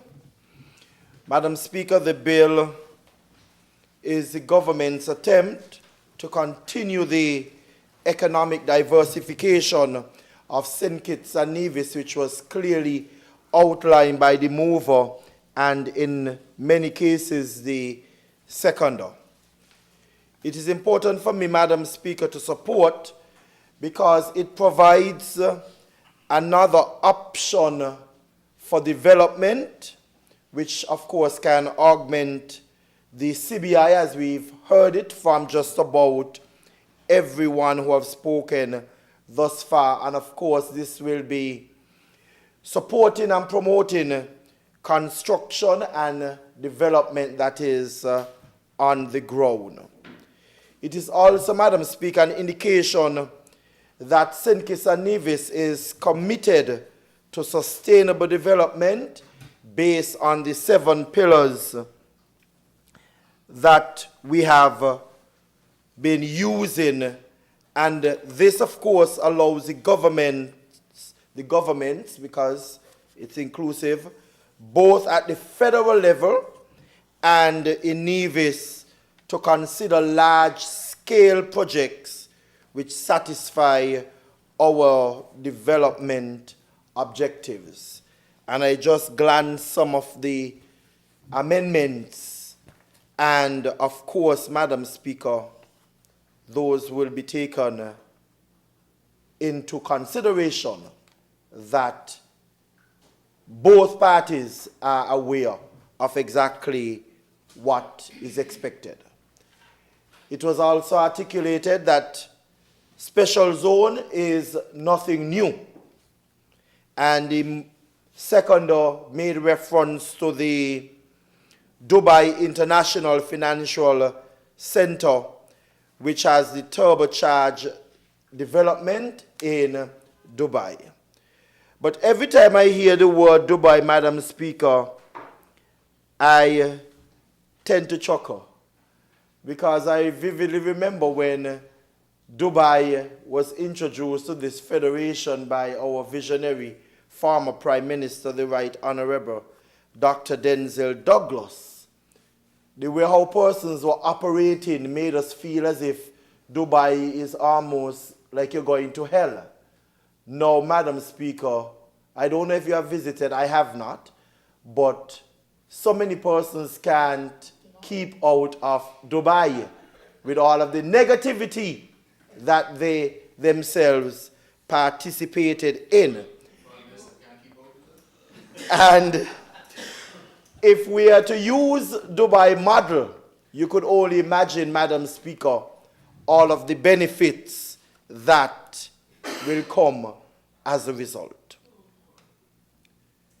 It also is an indication, Madam Speaker, that we are saying to the world, that we are open for business, and the government, of course, is using and looking for any opportunity for new investment to drive growth and economic expansion. I am pleased, Madam Speaker, with the detailed bill before this honorable House. Just about any questions one might have, this bill will be able to answer. And I want at this time to commend all of the craftsmen and women, led of course by our Attorney General, for the hard work and the eyes for detail that will ensure that St. Kitts and Nevis continue to be the federation that the world will have their eyes on. May it please you, Madam Speaker.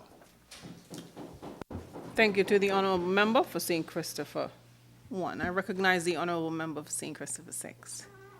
Thank you.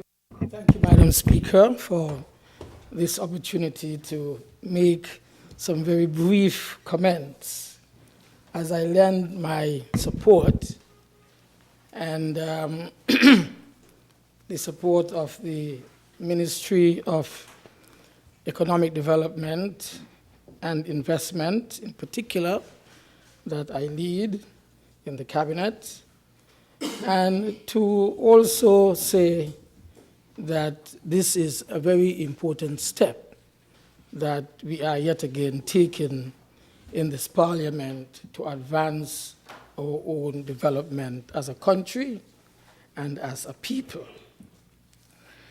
The bill could not have come at a better time, mainly because we have been impacted in most recent times by a number of challenges that have taken place globally and which to some extent has thrown our own agenda for our development somewhat off course. And it is going to be important, therefore, that as we set sail for a new course, new direction, we want to make sure that we are facilitated in every way to achieve success. And so coming here today to debate, that is to have the second and the third reading of this bill shortly entitled the Special Sustainability Zones Authorization Bill 2025, is of critical importance. Let us go back to maybe 300 years ago, if not before. There was cotton, there was sugar. Sugar, I think, replaced cotton and tobacco. A number of adjustments were made by our colonial masters at that time, passed in London, had the support here in the colonies, in the local legislatures, and established, therefore, for this country an economy that was based almost entirely on sugar. The time came when it became quite clear that sugar was not going to sustain the economic development of our country and would not take our people to the next level that we would have anticipated, seeing that the world was moving in a particular direction, where changes were being made not only in Europe, but also specifically in Africa, and naturally in the colonies which were here in the Caribbean region. A number of efforts were being made Laws were being passed anticipating that the sugar industry would one day come to naught. And so those who were before us, especially during the Labour administration of our national hero, Mr. Bradshaw and Southwell and France and those, they realized that as much as we were wedded to the sugar industry in our economic development, that was not sustainable. And laws were passed in this very parliament to ensure that, one, we would facilitate the development in the diversification of our economy by way of manufacturing, light manufacturing.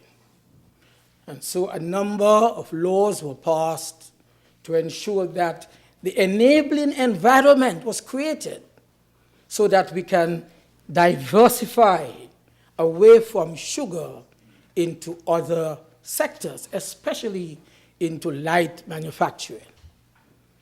And so there was created, let us not forget that, there was created in this country a number of zones specifically to ensure that there was facilitation of the development of these new emerging industries, especially the manufacturing sector.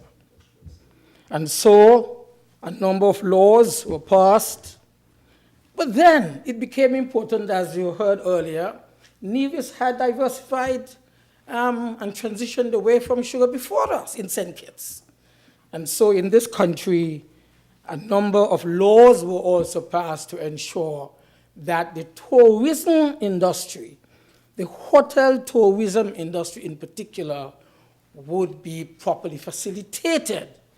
And thus Nevis went way ahead in our federation, leading our federation in terms of tourism and hotel development. Laws were passed. Areas were identified. Special support was being provided by legislation.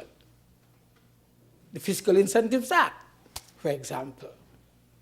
A number of bills, a number of laws that we use today to provide incentives, to give a number of support for investors in the hotel sector. The 20-year tax holiday period. All these were as a result of trying to establish a diversified economy away from our dependence on sugar and light manufacturing. Of course, it came to the point where that was not enough as well in terms of sustainability. And naturally, we saw what happened with the closure of the sugar industry eventually. But the good thing about it is that we already had a number of enabling pieces of legislation that made it easier for us to transition out of sugar completely. And I want to thank the people of this country that supported the Labour administration during the time when I was leading the administration, that we successfully moved out of sugar and moved into a new direction that our country, the economy of our country would eventually go. Today, of course, we are where we are. We have successfully transitioned. We said for St. Kitts and Nevis that the new thrust of the economy must be diversified agriculture. Sugar industry was there. The lands are there. Our people had always been in agriculture. And the enabling environment, therefore, by way of passing laws were established. Predial licensing and all those laws would have been, to some extent, lending support to the fact that people should be able to grow their food and the various crops on land, whether their own or others lent or borrowed lent to them or leased to them, without having the fear of not only monkeys, but people taking away their crops and selling it as if it is their own. And so we are again at a transition point in our country. We went into diversified agriculture.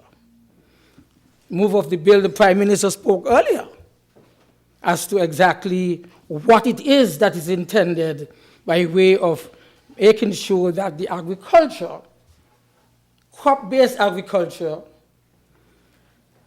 fishing, for example, utilizing completely the blue economy concepts, which are now being floated around, making sure that whether it is vertical or horizontal agriculture, agriculture must remain one of the important sectors that would continue to lead the development of our country.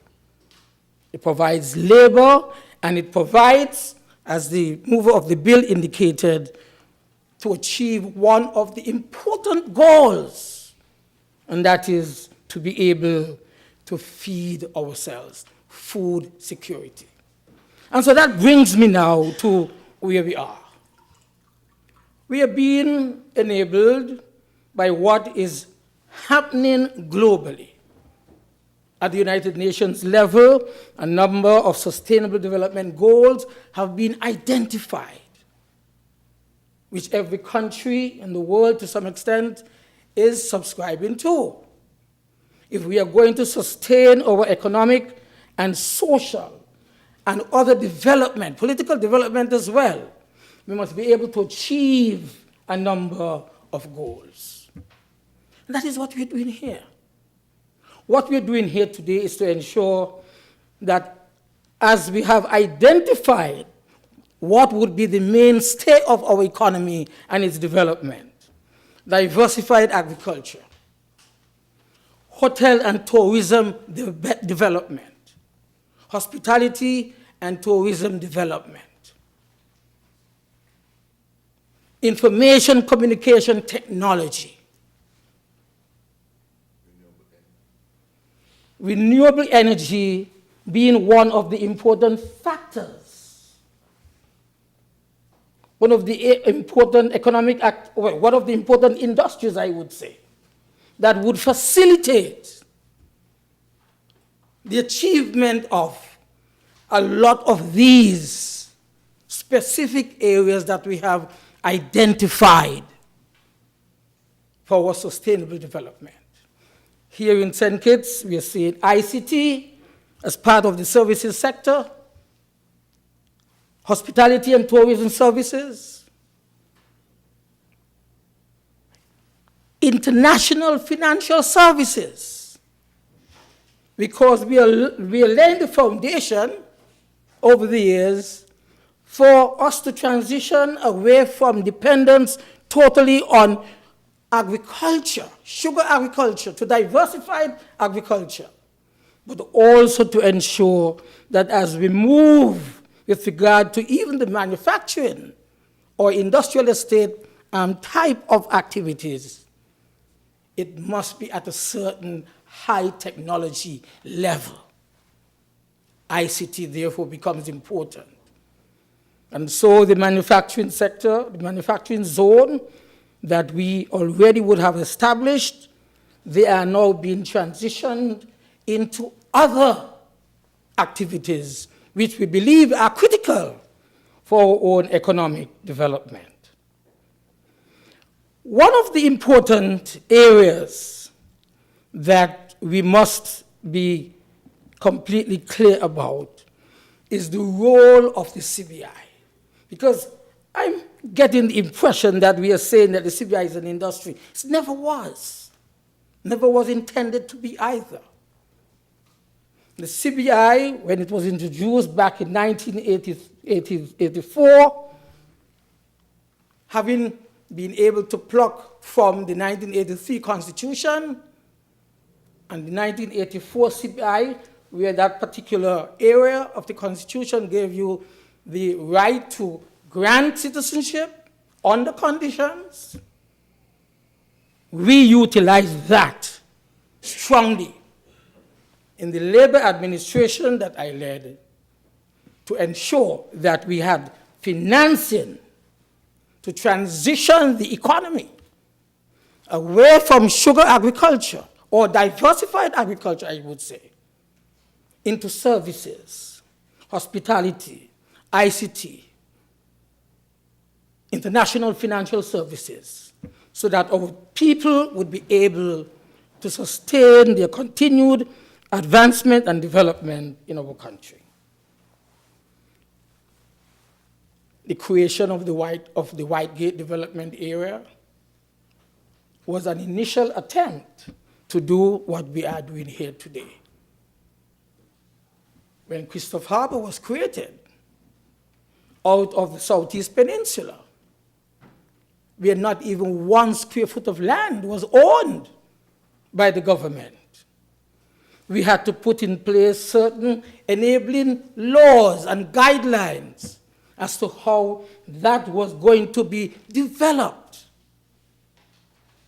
so that the Southeast Peninsula will bring to St. Kitts and Nevis the type of support that was going to be needed as we transition the economy away from dependence on sugar to tourism and hospitality services.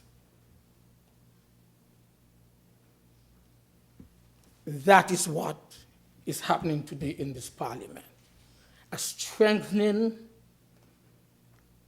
making it more possible for us to transition the old economy, which was dependent upon sugar or agriculture, transitioned into services, hospitality, tourism, information communication technology, international financial services, to ensure that whatever is the leading sectors in the economy, that we would make sure that we can facilitate such by identifying zones in our country to make those possible and successful. And that is why today this piece of legislation is so critical. It is critical because it has taken the vision of our people, of our leaders over the years, further to achieving specific goals that have been now identified by the United Nations, which we subscribe to, the development goals, so that we can ensure that we can make our own contribution in the advancement of people generally, but specifically here in this country, Nevis and St. Kitts together. And so I support this piece of legislation. I believe that the time would come, therefore, as the Cabinet just a few weeks ago supported a submission that was made by the Whitegate Development Corporation for the Whitegate Development Area to be designated as a special development area. I believe, therefore, that as the framers of that kind of thinking come together, then they will be guided by what is being legislated in this parliament today. That the Whitegate Development Area might become one of the special sustainable development zones outlined with guidelines in this legislation as to how that can be achieved. It may not only be in St. Kitts, it might also be in Nevis, where such zones are identified and given the necessary legal support so that they can be done properly. I think a fundamental part of all of this is consultation. These cannot happen without appropriate consultation with the people and with the stakeholders who must be engaged, must be involved, because they would be the participants to achieve whatever goal is identified, whatever goal has been set to be achieved with these guidelines in the Special Sustainable Zones Authorization Bill. I therefore believe, Madam Speaker, that we have come a long way. We have moved from where we were to where we are and where we intend to go. The new economy that we are creating is one that is clearly identified by leading sectors. Again, I say, diversified agriculture, hospitality, well, services generally, hospitality being the leader, tourism, hospitality services, information, communication, technology services, and of course, international financial services, already of which Nevis has been a leader globally. What we are seeking here to do, therefore, is that if we want to identify physical spaces for these to be achieved, if we want to demarcate particular areas where we would have industries to achieve these goals, then we turn to a law that is being passed in this parliament today to guide and direct how that shall be done. I don't speak with those words. Thank you. Thank you to the Honourable Member for St. Christopher 6. I recognize the Honourable Member for St. Christopher 8, the mover of the bill. Madam Speaker, with your leave, once again, I rise to wrap up the debate on this bill, shortly entitled Special Sustainability Zones Authorization Bill 2025.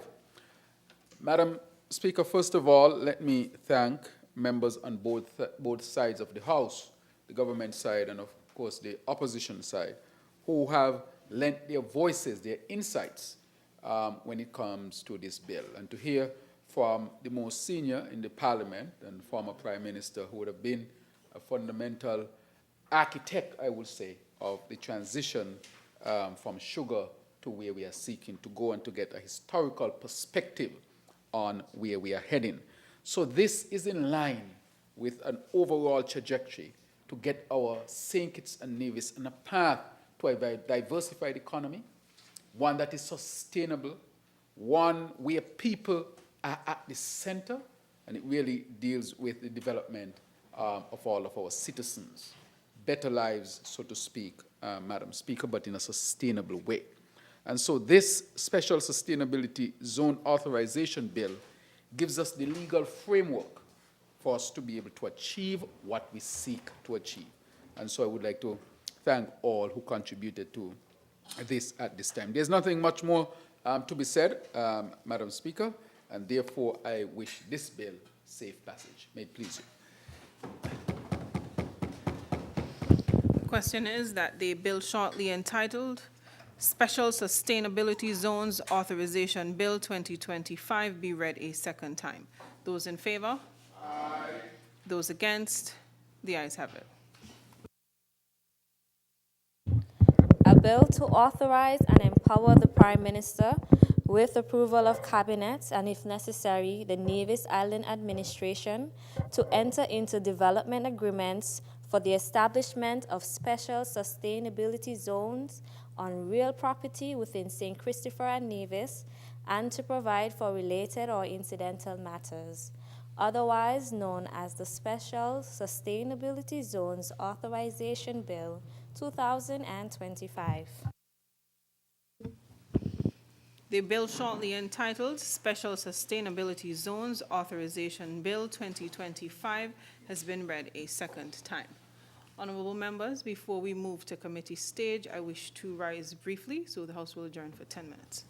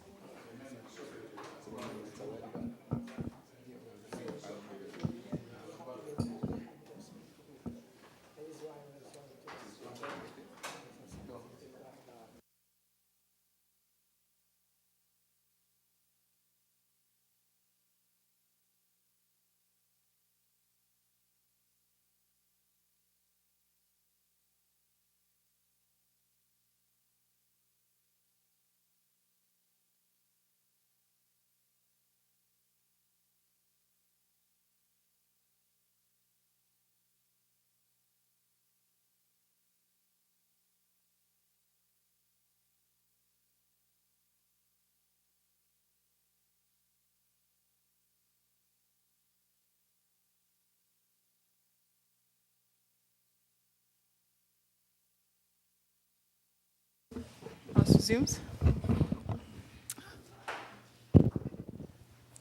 House moves to committee stage.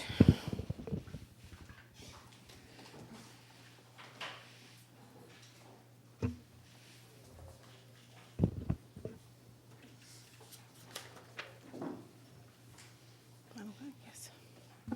Clauses 1, 2, and 3. The question is that clauses 1, 2, and 3 stand part of the bill. Those in favor? Aye. Those against? The ayes have it. Clause 4. Question is that clause 4. Very well. Madam Chair, we'd like to propose an amendment to clause 4, subsection 2, that is clause 4.2, to replace B and C as follows. B should read, should the Nevis Island Administration approve, the Nevis Island Administration shall be a party to any such development agreements. And C, no development agreement shall be entered into without the prior approval of the Nevis Island Administration.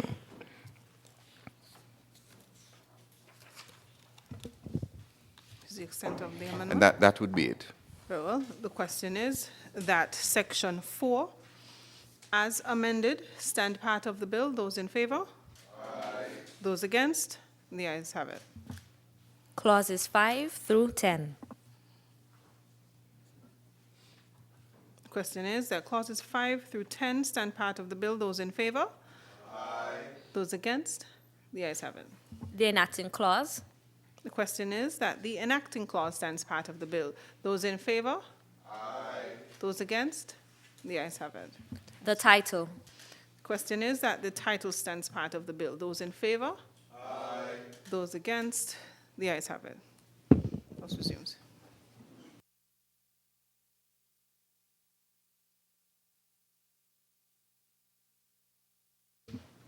I recognize the honourable member for St. Christopher 8. Madam Speaker, with your leave, I rise once again to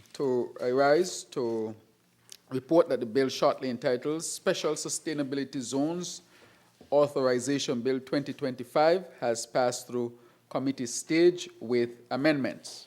And I further move that the bill shortly entitled Special Sustainability Zones Authorization Bill 2025 be read a third time and passed into law. May it please you, Madam Speaker. I recognize the honourable member for Nevis 9. I second the motion. Thank you. The question is that the bill shortly entitled Special Sustainability Zones Authorization Bill 2025 be read a third time and passed into law. Those in favor? Aye. Those against? The ayes have it. A bill to authorize and empower the Prime Minister with approval of Cabinet and, if necessary, the Nevis Island Administration to enter into development agreements for the establishment of special sustainability zones on real property within St. Christopher and Nevis and to provide for related or incidental matters, otherwise known as the Special Sustainability Zones Authorization Bill 2025. The bill shortly entitled Special Sustainability Zones Authorization Bill 2025 has been read a third time and passed into law.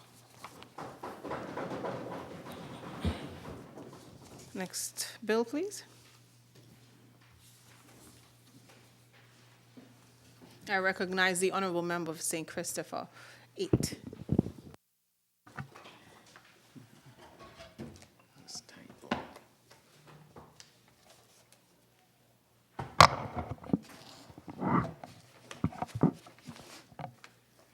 Madam Speaker, thanks again, and with your leave, I rise to lead the debate of and have read for a second time in this honourable House the bill shortly entitled Banking Amendment Bill 2025.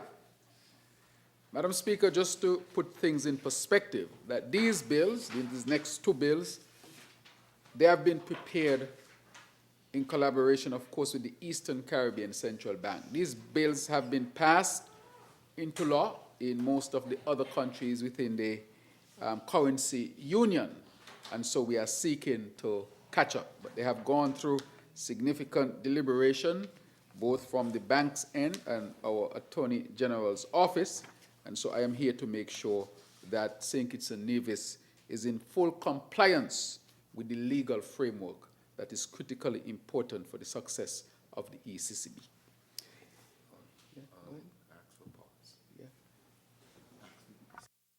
May I pause?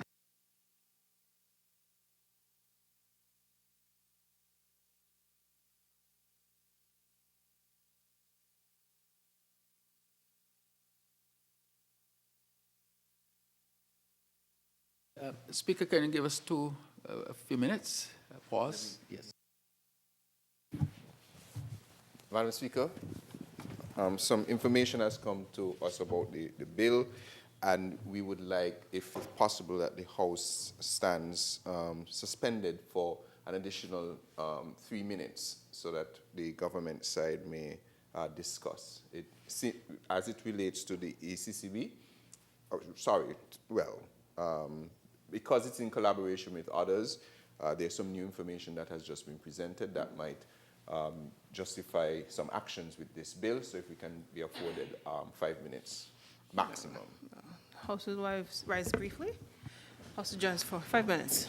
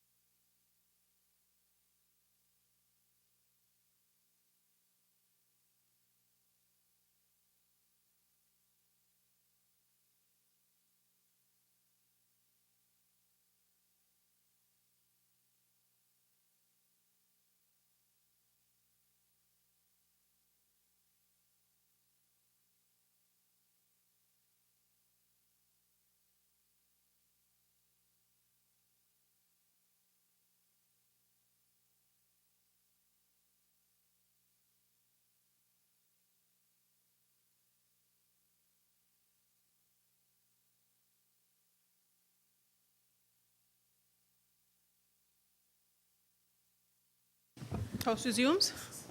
Madam Speaker, with your leave, I rise again. I want to thank you for your indulgence and to let you know that we got some new information. As I said before, this bill is in collaboration with the ECCB, and we will address that matter in the committee stage.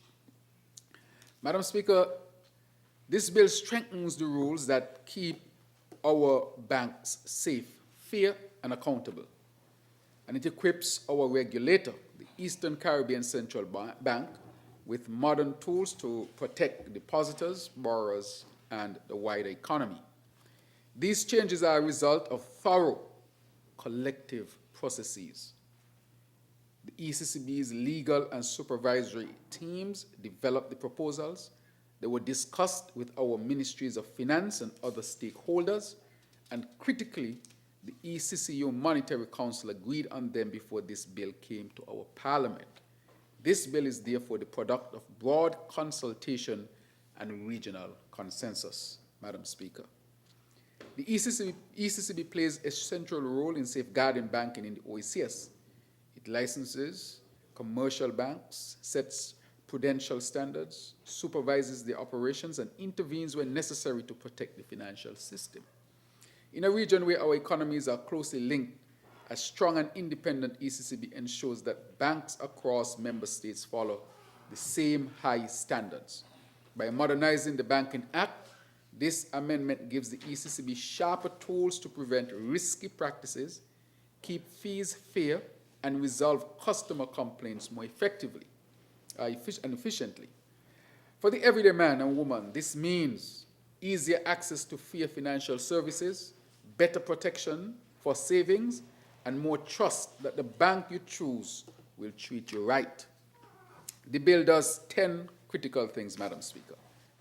Updates definitions to match modern banking realities, allows banks to offer certain modern services with proper oversight, tightens rules for license revocation fairly but decisively, brings currency exchange counters under ECCB oversight, strengthens controls on profit distribution and lending to related parties, regulates outsourcing and property leasing, improves financial statement standards and disclosure to the public, bans shell banks and risky relationships with them, enhances risk-based supervision and gives the ECCB power to cap excessive fees, Madam Speaker, establishes a framework for fair treatment of customers. So this is customer-friendly. This is really geared to helping our people to be protected in the banking sector. So the bill refines what counts as a branch, exposure, and related party and introduces Bureau of Exchange. These terms define what falls under the law. For example, exposure now includes modern financial instruments, so the ECCB can fully assess risk. Related parties drawn more precisely to stop insider abuse. Bureau of Exchange is clearly defined so that currency exchange services are properly regulated. Banks, Madam Speaker, may be authorized to offer broker or dealer services, payment card services, investment management, and sell insurance as agents. These services are increasingly in demand and will now be clearly regulated. If the ECCB proposes to revoke a license, it must give notice, invite written objections, and consider them before deciding, except in the most serious cases when quick action is needed to protect the public. Banks must have ECCB approval to operate a Bureau of Exchange and must give notice before moving or closing one. There are penalties for ignoring these rules, which help ensure continuity and security in currency exchange services. Madam Speaker, dividends may only be paid from retained earnings. If a bank expects a loss, it must get ECCB approval before paying dividends. Lending to related parties must be approved by the full board once it reaches certain thresholds set by prudential standards. Loans to government or government-guaranteed entities are treated differently because they serve public purposes and carry different risks. ECCB approval is required before outsourcing critical banking functions or leasing bank property. This prevents risky arrangements that could undermine service or security. Banks must follow recognized accounting standards by any ECCB-specified rules. If there's a delay in publishing audited statements, bank must explain the reason and new date publicly in the Gazette or on their website, in a local newspaper, and in every branch. Madam Speaker, this is about transparency and accountability. Operating a shell bank doing business with one or using another institution to provide services to one is prohibited. Physical presence is clearly defined, and there are strong penalties, including personal liability for directors. ECCB supervision will be targeted based on the risk each bank presents, and the ECCB can set maximum fees and charges to prevent excessive costs to customers. Banks must treat customers fairly, be transparent, keep proper records, ensure agents follow the rules, and avoid misleading advertising. The framework supports financial education, inclusion, and accessibility. Madam Speaker, these words are critically important. Financial education, inclusion, and accessibility. Complaint handling procedures will be standardized, and a financial dispute resolution commission will provide faster, simpler resolutions for banking disputes. Madam Speaker, the bill also ensures the necessary regulations can be made to give full effect to these measures. ECCB prudential standards and codes of conduct will have legal force, ensuring rules are enforceable and penalties apply for non-compliance. Madam Speaker, these reforms build on earlier updates, including 2023 amendments, and reflect both regional consensus and international best practice. The aim is simple, Madam Speaker: safer banks, fairer treatment for customers, greater accountability to the public. The financial world moves quickly, Madam Speaker, we all know. Our laws must keep pace carefully and with the public interest at heart. This bill achieves that. And therefore, Madam Speaker, I commend the Banking Amendment Bill 2025 to this Honorable House and ask for its support. Again, this, of course, would have been done in a collaborative way with the ECCB and stakeholders, and the public would have had an opportunity to see it as it was first read some time ago. Therefore, Madam Speaker, may it please you. Thank you to the Honourable Member for St. Christopher 8, the mover of the bill. Is there another presenter? I recognize the Honourable Member for St. Christopher 3. Madam Speaker, with your leave, I rise to second the motion before this Honourable House, which is for the second reading of the Banking Amendment Bill 2025, Madam Speaker. And I want to support the mover in saying that, of course, this is a bill that is the work in collaboration with our main banking, our banking regulator, that is the Eastern Caribbean Central Bank. Madam Speaker, I can begin with the foundation. The Banking Act, as you would know, is not just another piece of legislation. It is a critical legislation. It is a rule book of sorts that keeps our financial system stable and trustworthy. It sets out who can be licensed, how licenses are granted and revoked, and the standards that every bank must meet to operate here in the Federation of St. Kitts and Nevis.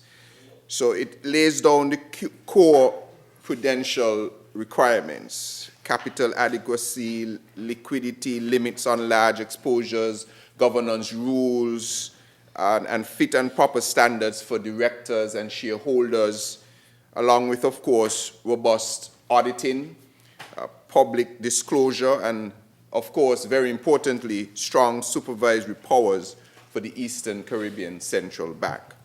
So, in short, Madam Speaker, it is the legal architecture that protects depositors. It protects the people and their business and their money. It maintains confidence and keeps our banking sector sound. Now, why does this matter, Madam Speaker? In everything, our economy runs on trust. There must be trust, whether it is payrolls being processed on time for small businesses,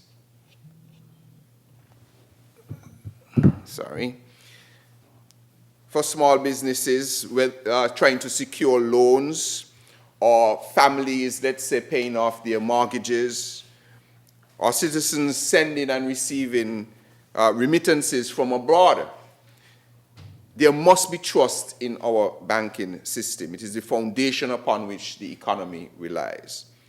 And a clear and modern act will give that type of trust, and it will give banks the certainty that they need to innovate responsibly, come up with new services, and be at the forefront of technology.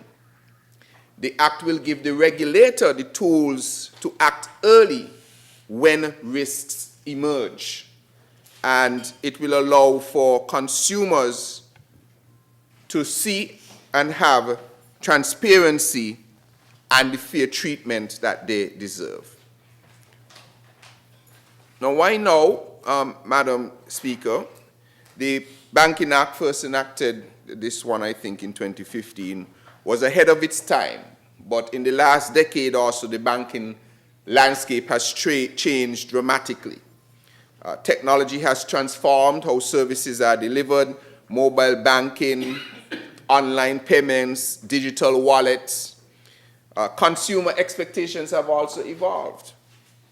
People want more services under one roof and greater transparency in fees, for instance. Global standards have tightened, especially around money laundering, corporate governance, and market conduct.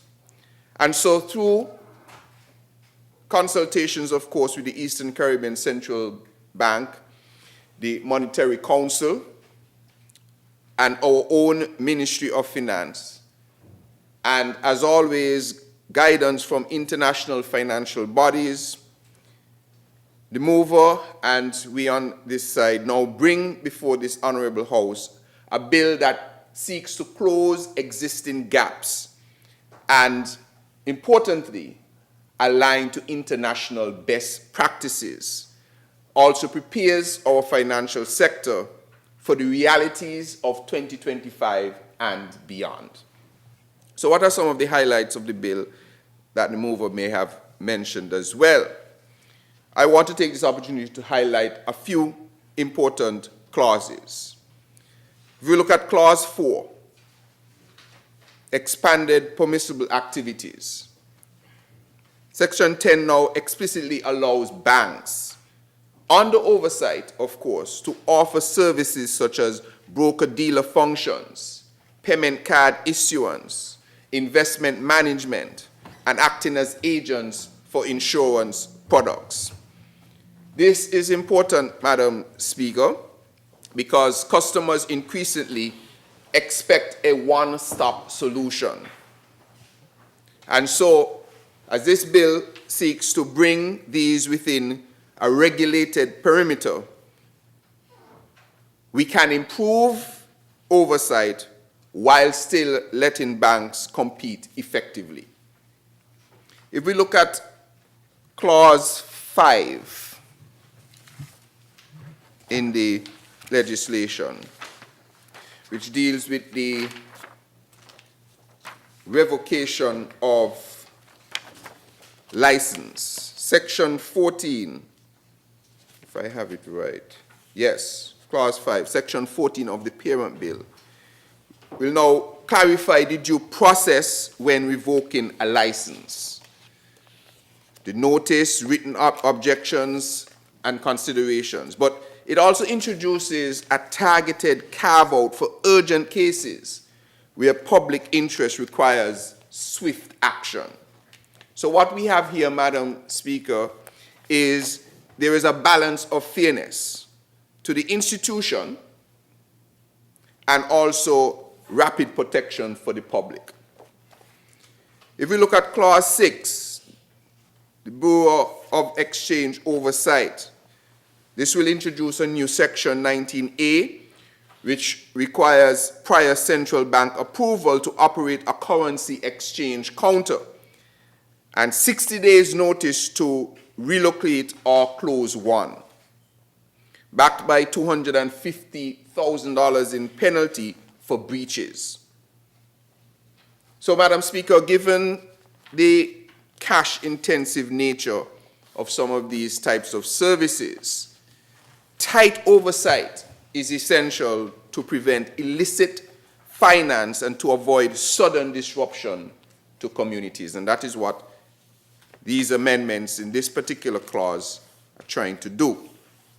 If we look at Clause 10, and there are quite a number of clauses, but I'm just going to take a few.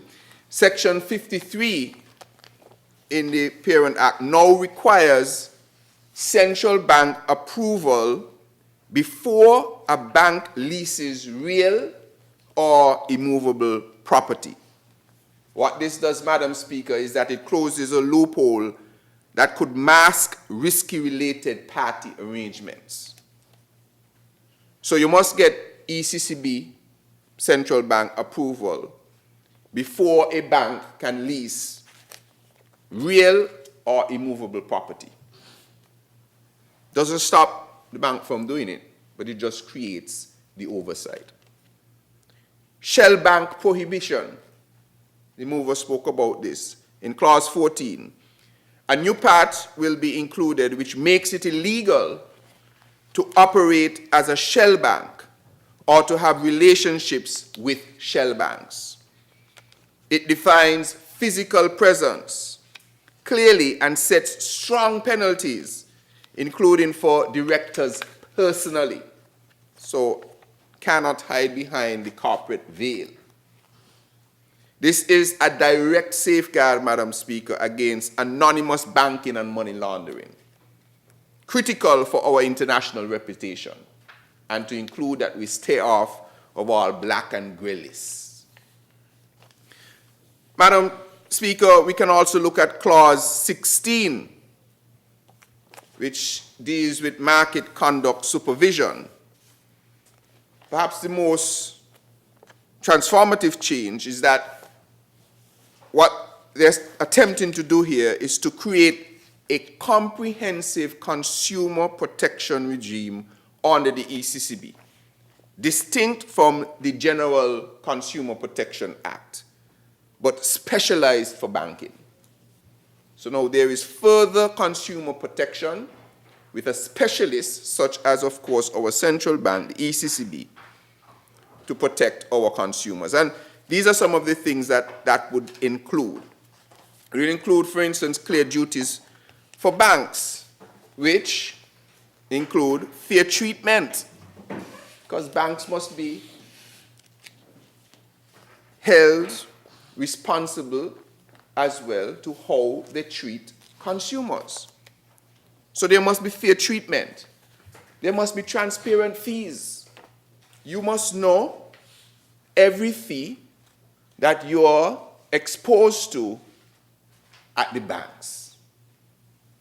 Not when you do a transaction and you thought it would cost $10 and the fees come up to $35. So you must have transparent fees. There must be proper record keeping. There has to be compliant agents.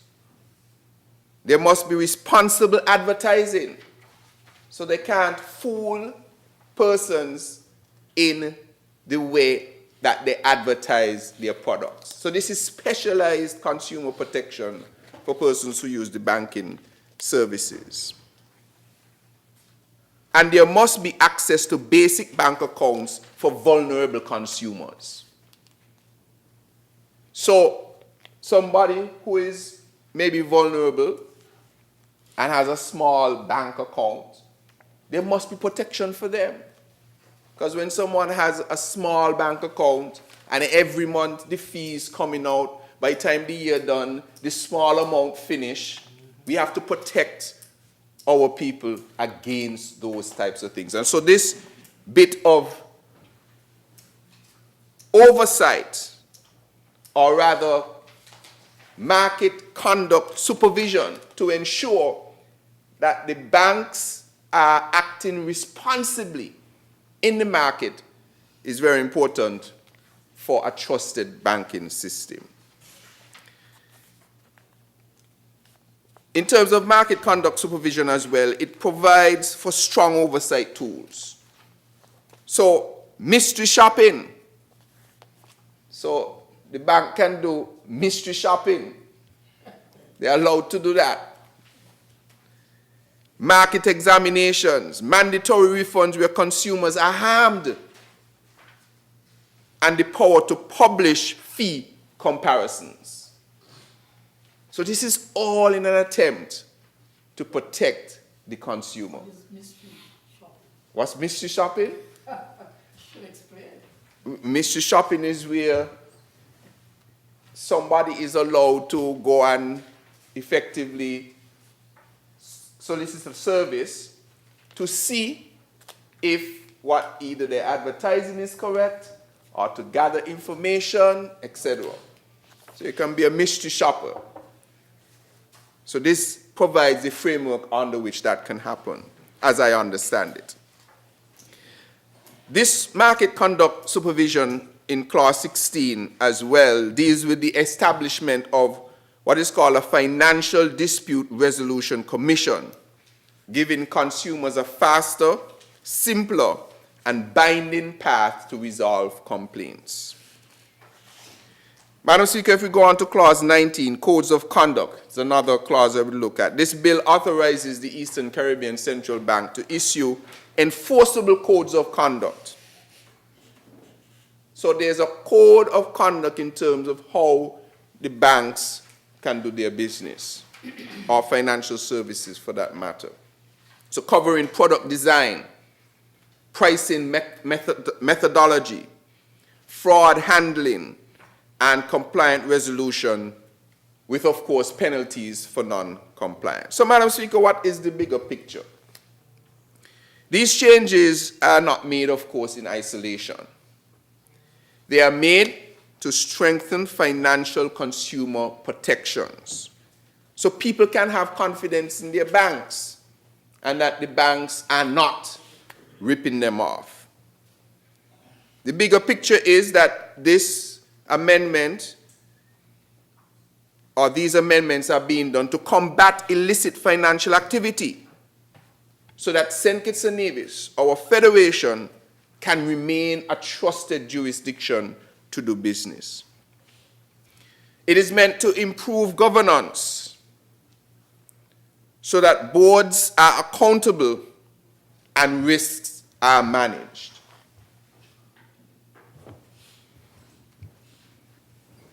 It is also important for enhancement of regulatory powers. So now the regulator can address problems before they become crises. There are many situations where the bank or the regulator can pick up. Dr. Douglas, I just realized we're on this same tie. This is a plan? Great minds think I just look over there and see. But yes, so this is a bill that will enhance regulatory powers so that when the bank picks up a problem, it can use its regulatory oversight to avert potential crises. Sometimes I was saying that a regulator can see things that can potentially take place or potentially happen, but they do not have the legislative power or authority to do anything about it. And also, Madam Speaker, these changes and these amendments will promote public accountability so that the system works for the many and not just the few. Madam Speaker, these reforms place us firmly in line with what is called the Basel III standards and the Financial Stability Board principles. And so they give a signal to the world, Madam Speaker, that we are serious about sound banking and sustainable growth. So, Madam Speaker, as I wrap up my brief contribution to this banking amendment bill, which has quite a bit of sections. I have not gone through all in detail, but I picked out some which I thought were important to discuss. The bill is really a balanced package. It gives banks the clarity and the scope to innovate responsibly. So it provides that framework that the banks can advance with the times in the banking market. But it also gives the regulator the authority and tools to act decisively with proper oversight and regulation without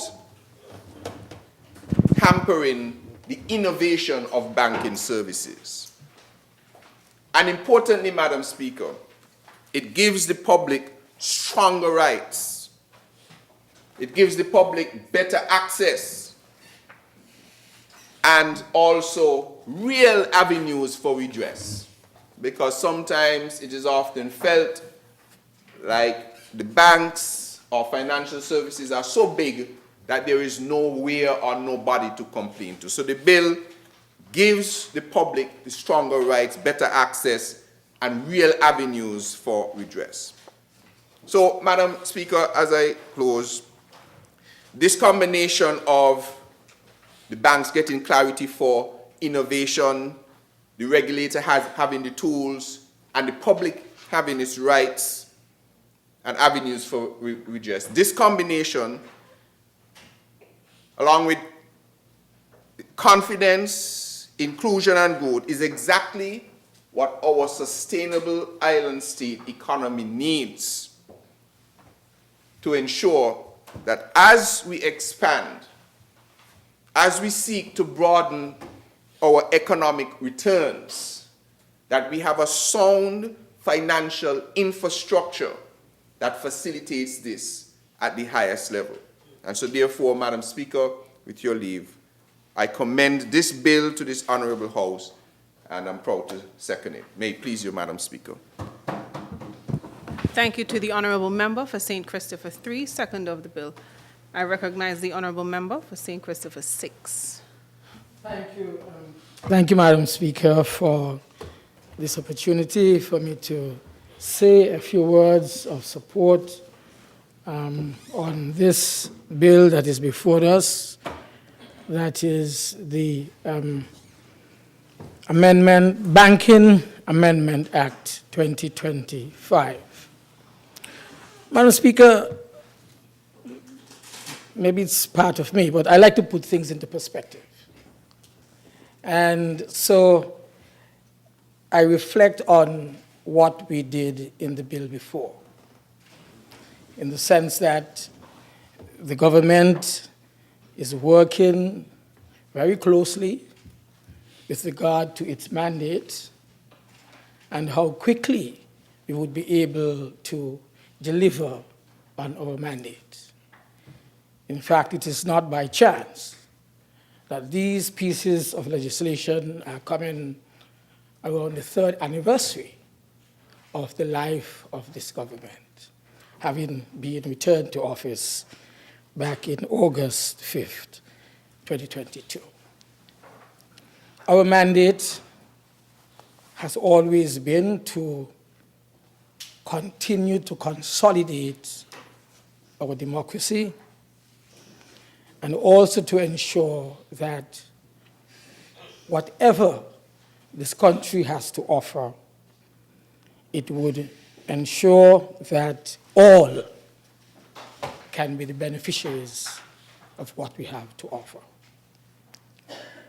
A moment ago, we reflected on how important it was going to be to establish specific development zones in order to pursue our mandate. Our mandate, that is, to ensure that we develop a sustainable island state. And there has been an agenda that has been well documented by way or through which we would be able to achieve this.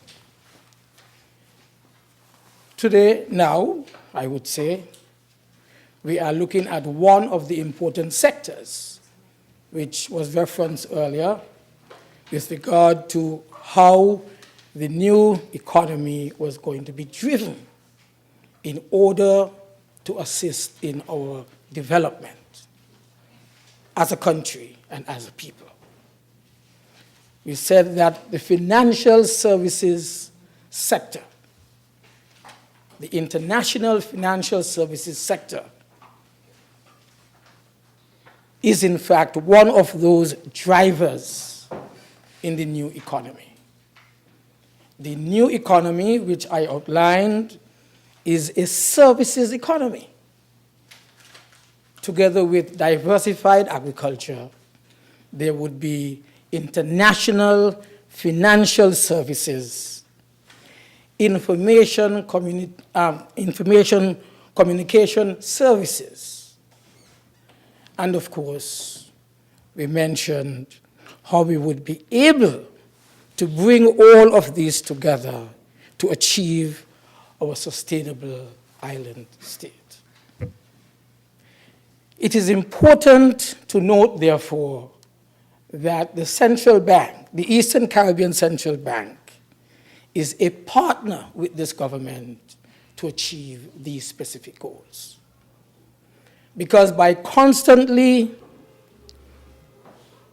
going to the existing legislation with regard to financial services, we are ensuring, together with the central bank, that we do it right.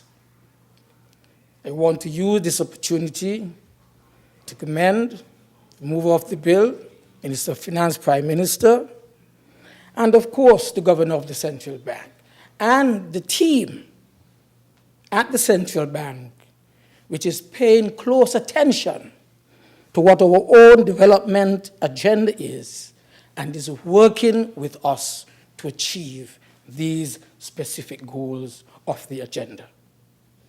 And so as both the mover and the seconder would have outlined, the special features of this bill that speak to what I have just said. To facilitate the development, to expand, to consolidate the international financial services sector by ensuring that the local banking regulations are updated. In fact, I don't believe we would ever be able to compete internationally within the sphere of financial services if we did not have the central bank to guide and direct us accordingly. And so these amendments that we are making today would have come as a result of consultation with various entities, the Monetary Council, the central bank itself, and of course the Ministry of Finance in this government, to ensure that we constantly update the existing regulations, the existing parameters through which we will work to ensure that we can achieve an important driver of the economy, the international financial services sector, to ensure that the regulations and the laws are modernized, that they can be observed by any international organization that is paying attention to what we're doing here, and ensure that we are not put on any colored list, whether black or gray or yellow or white, to ensure that we are not going to be put on any of these colored lists that would in any way retard or damage what we are seeking to achieve, to operate and compete within the international financial space with our own little economic driver that we have here in St. Kitts and Nevis. And so, with reference of a number of things that were said before, the technology is critically important. We would not be able to achieve this without continued improvement in the technology. That is why a few years back, we sat with our colleagues in the Eastern Caribbean, solicited the support of the World Bank, and said to Cable and Wireless, you have to dismantle the monopoly that you have. You are retarding the progress of our country. You have to go here, there, and everywhere to be able to make a phone call. Give us the freedom to use our cell phones. Let us be able to do banking in the palm of our hand. As I used to say around the country from BlackBerry, etc. That is what is important. The technology. We're ahead. That is what they don't understand. You should be able to do your banking and provide the services and receive the services by way of your palm, wherever you are. So the technology, again, what was the driver in that economy that we were talking about? To ensure that information communication technology was going to be a part of the new services economy that we said we would create. And now we can see why. Because without the technology of today, we could not compete successfully, and we could not insulate our own financial sector, banking sector specifically, from those who seek to create criminal mischief within this particular sphere of operation. The reliability, I want to confirm that one of the hallmarks of success must be the reliability of the services that you have. And so the central bank, with this kind of legislation assisting us with, would be able to get the reliability. There has to be proper regulation. The regulatory standards are also outlined. There has to be, to a large extent, again, it must meet international standards. And to a large extent, I would want to say that without these, we could not successfully move towards the attainment of the services sector that we were trying to achieve. Again, diversified agriculture. We closed the industry, the sugar industry. They said we couldn't do it. We did it successfully. And we diversified the economy, diversified agriculture, introduced reliable information communication technology services, international financial services. It's a services economy, mainly, however, driven by hospitality and tourism services. Madam Speaker, we are well on our way to achieve our utopia. We are well on our way to achieve the sustainable island state that we continue to speak about, where the Ministry of Economic Development and Investment, together with the Ministry of Sustainable Development and Finance, working hand in hand to achieve these specific goals. May it please you, Madam Speaker. Thank you to the Honourable Member for St. Christopher 6. Is there another presenter? I recognize the Honourable Member for St. Christopher 8, mover of the bill, to do his wrap-up. Madam Speaker, with your leave, I rise to wrap up the debate on a bill shortly entitled Banking Amendment Bill 2025. Madam Speaker, there isn't much more to say except, and I want to thank the member from number 6 for his intervention, as well, and also member from number 3.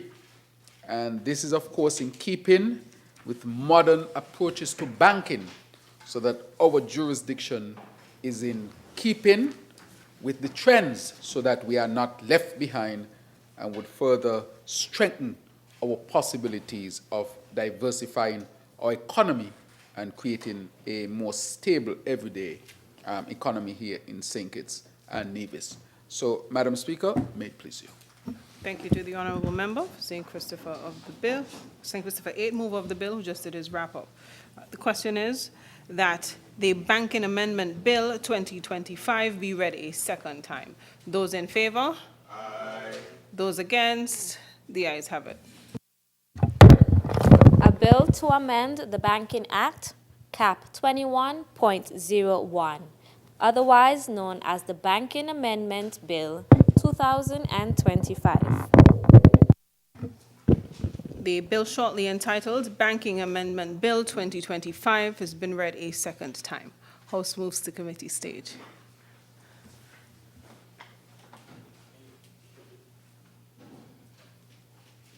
Madam Clerk? The arrangement of sections. The question is that the arrangement of sections stand part of the bill. Those in favour? Aye. Those against? The ayes have it. Clauses 1 through 8. The question is that clauses 1 through 8 stand part of the bill. Those in favour? Aye. Those against? The ayes have it. Clause 9. Just a second. Yes. So, Madam Chair, it is proposed to amend the Banking Amendment Bill as follows. In Clause 9(6)(t), Subclause 1(a), Paragraph B, by replacing Paragraph B as follows. Earns an annual income not exceeding the amount that shall be specified by the central bank in codes of conduct. Very well, no objections to that. Very well, the question is that Clause 9, as amended, stand part of the bill. Those in favour? Aye. Those against? The ayes have it. Clauses 10 through 19. The question is that clauses 10 through to 19 stand part of the bill. Those in favour? Aye. Those against? The ayes have it. The enacting clause. The question is that the enacting clause stands part of the bill. Those in favour? Aye. Those against? The ayes have it. The title. The question is that the title stands part of the bill. Those in favour? Aye. Those against? The ayes have it. House resumes.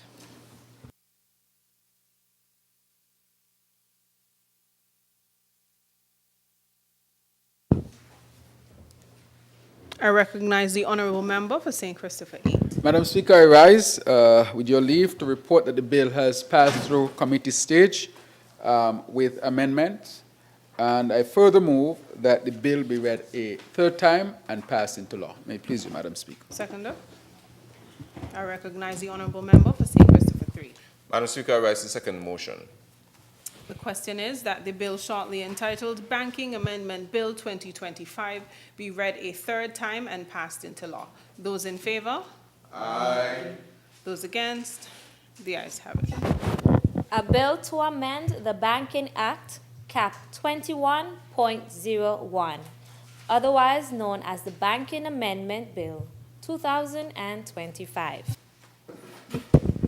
The bill shortly entitled Banking Amendment Bill 2025 has been read a third time and passed into law.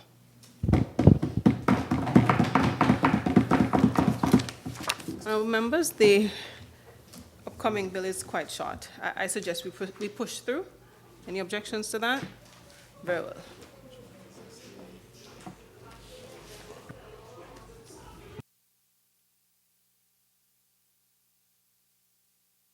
Recognize the honourable member for St. Christopher 8.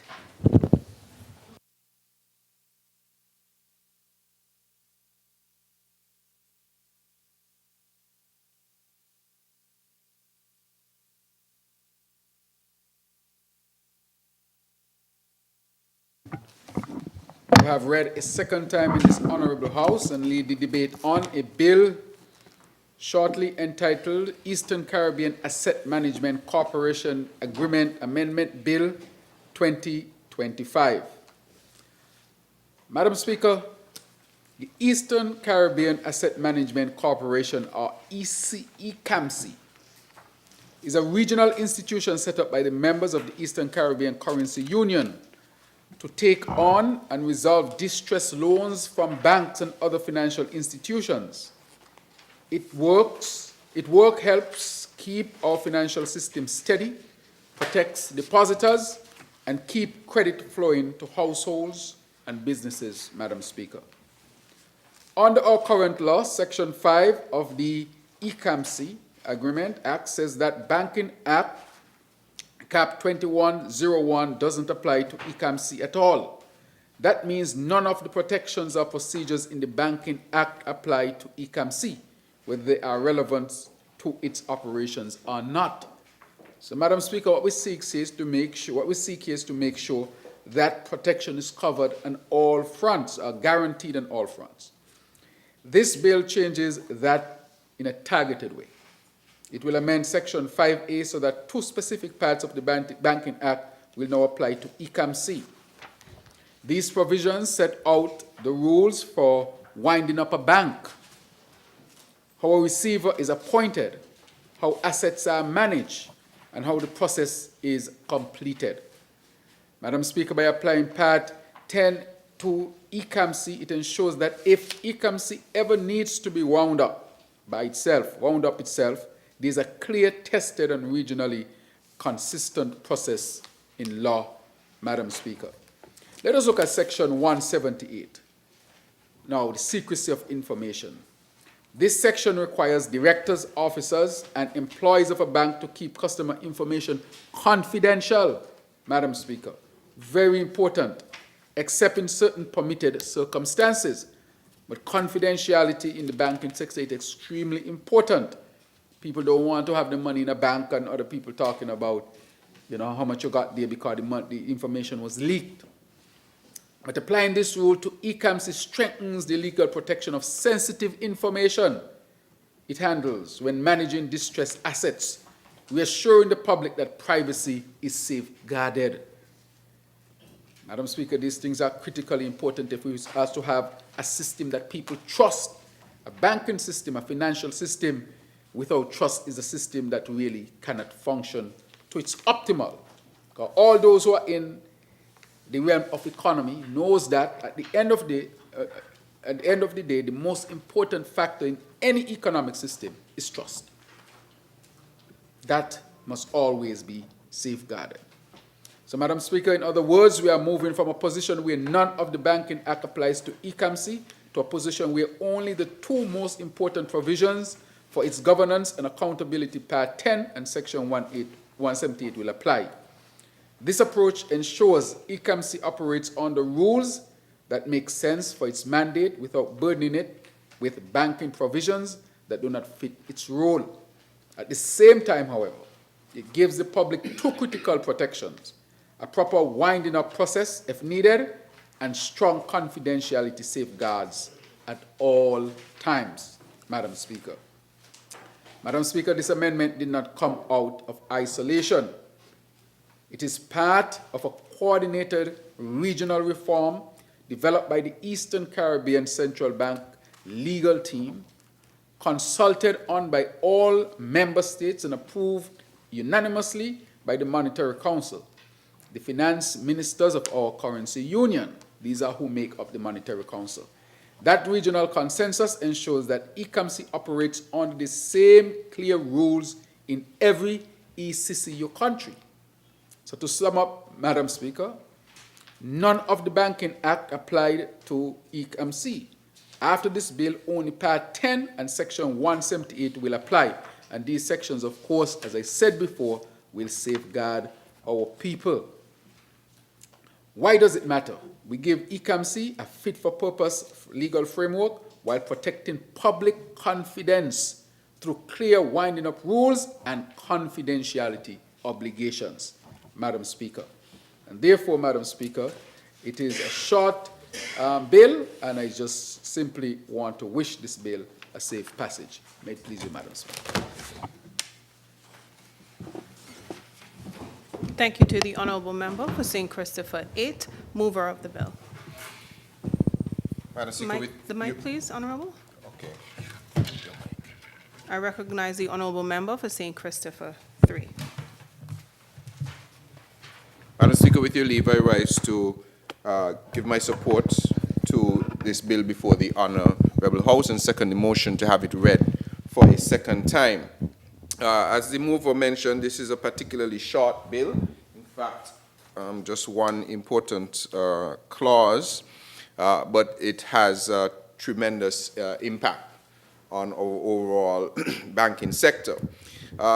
So on the surface, Madam Speaker, it may seem to be a very simple amendment, but it addresses, pardon me, an important matter for stability and clarity of our financial system.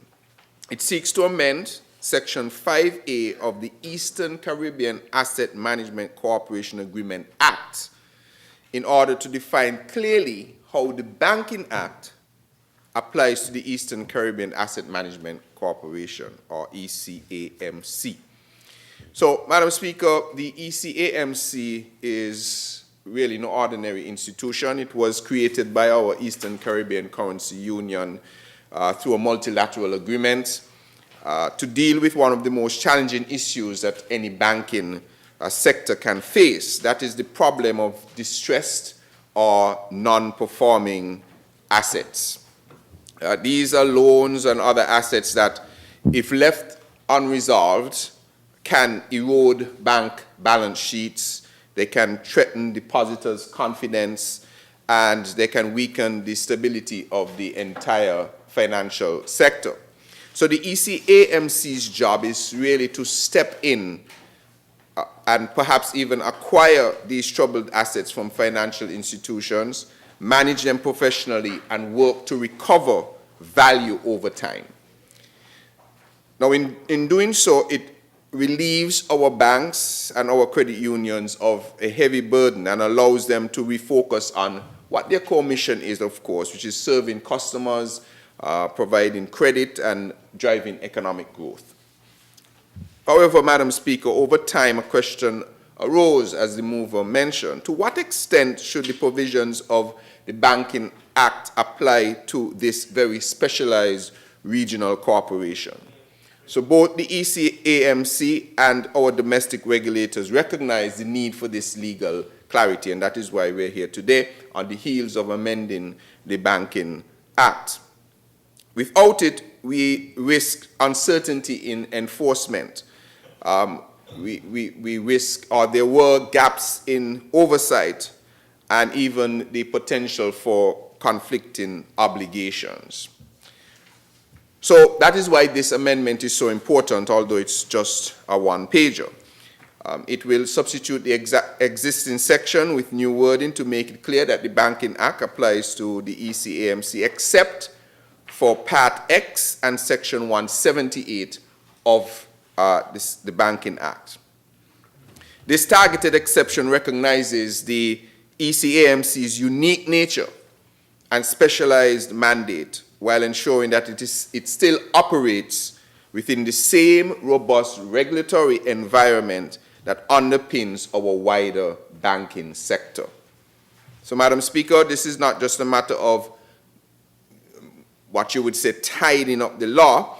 It is also about strengthening regulatory harmony across our Eastern Caribbean financial space. Madam Speaker, by ensuring our laws align, we close loopholes, we make enforcement easier, and importantly, we send a strong message to investors, to depositors, and our international partners that our financial system is not only stable, but it is coherent, and it is also professionally managed. So, Madam Speaker, of course, this amendment does not appear in isolation. It has been the subject of consultations within the Eastern Caribbean Central Bank, the ECCU Monetary Council, and of course our own Ministry of Finance. These are the key players in maintaining the health of our financial system, and the endorsement, of course, gives this amendment both credibility and, of course, urgency. So, in the end, Madam Speaker, our aim here is clear. We want a banking and asset management environment that is transparent, that is consistent, and importantly, that is trusted. And this bill moves us further in that direction. It ensures that the ECAMC can continue its vital work without ambiguity and with the full force of a clear legal framework behind it.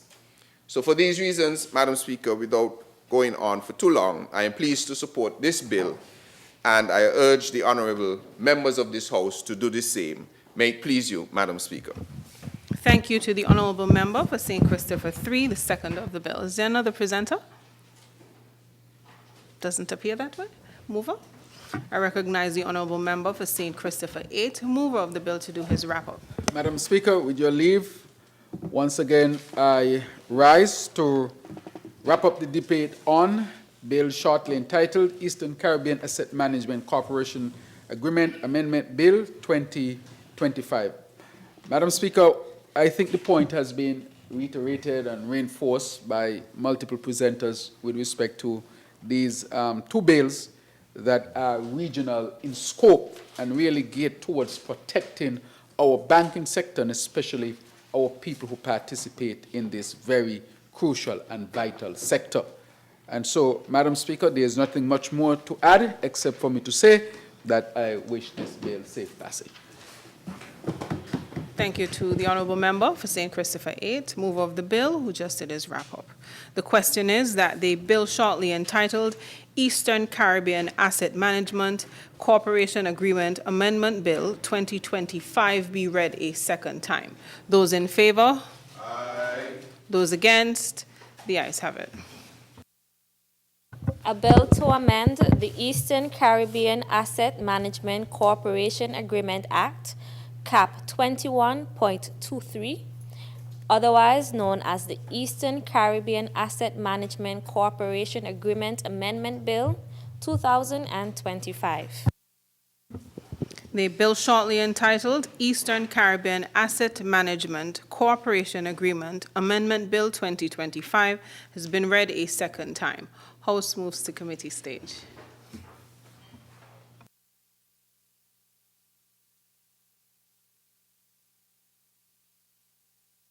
Madam Clerk. The arrangement of sections.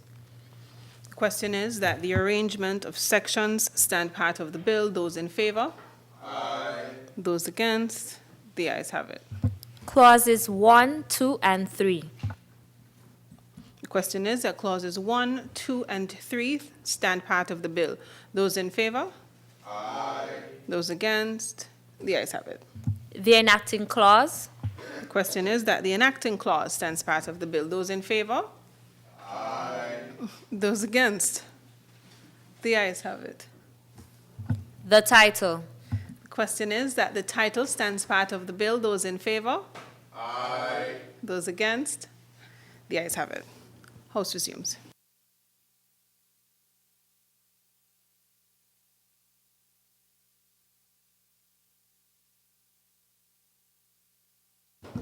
I recognize the honourable member for St. Christopher 8. Madam Speaker, with your leave, once again, I rise to report that the bill has passed through committee stage without amendments, and I further move that the bill be read a third time and pass into law. May it please you, Madam Speaker. Seconder. I recognize the honourable member for St. Christopher 3. Madam Speaker, I rise to second the motion. Very well. The question is that the bill shortly entitled Eastern Caribbean Asset Management Cooperation Agreement Amendment Bill 2025 be read a third time and passed into law. Those in favor? Aye. Those against? The ayes have it. A bill to amend the Eastern Caribbean Asset Management Corporation Agreement Act, Cap 21.23, otherwise known as the Eastern Caribbean Asset Management Cooperation Agreement Amendment Bill 2025. The bill shortly entitled Eastern Caribbean Asset Management Cooperation Agreement Amendment Bill 2025 has been read a third time and passed into law. This is where you hit the table. Very well. Next item on the agenda, Madam Clerk. Motions, resolutions, adjournment. I recognize the honorable member for St. Christopher 8. Madam Speaker, with your leave, I rise once again on this adjournment just to highlight a number of things. Allow me to congratulate the Connery Football Club and the Keon Football Club as they now move into the final four of the Football Association's league. I want to really congratulate them. Again, as I always say, in number 8, we always have at least 50% in the final four. Always. So the chances to win are always 50% at any given time.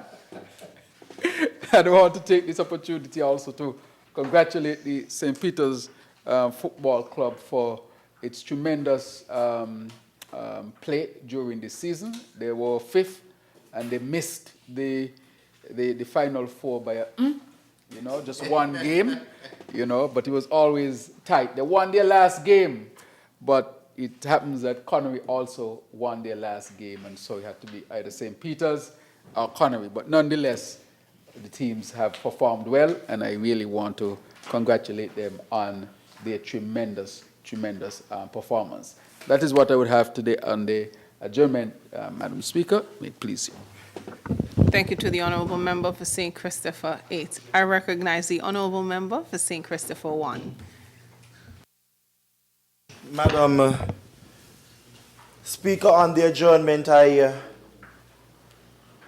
would like to extend sympathies to the Buchanan family in Taylors on the passing of Josiane. That's a solid family up in that area. And of course, I would also express sympathies to the Thomas family there on Baker's Corner on the passing of retired police Double PC Paulette Thomas. I don't remember her married title.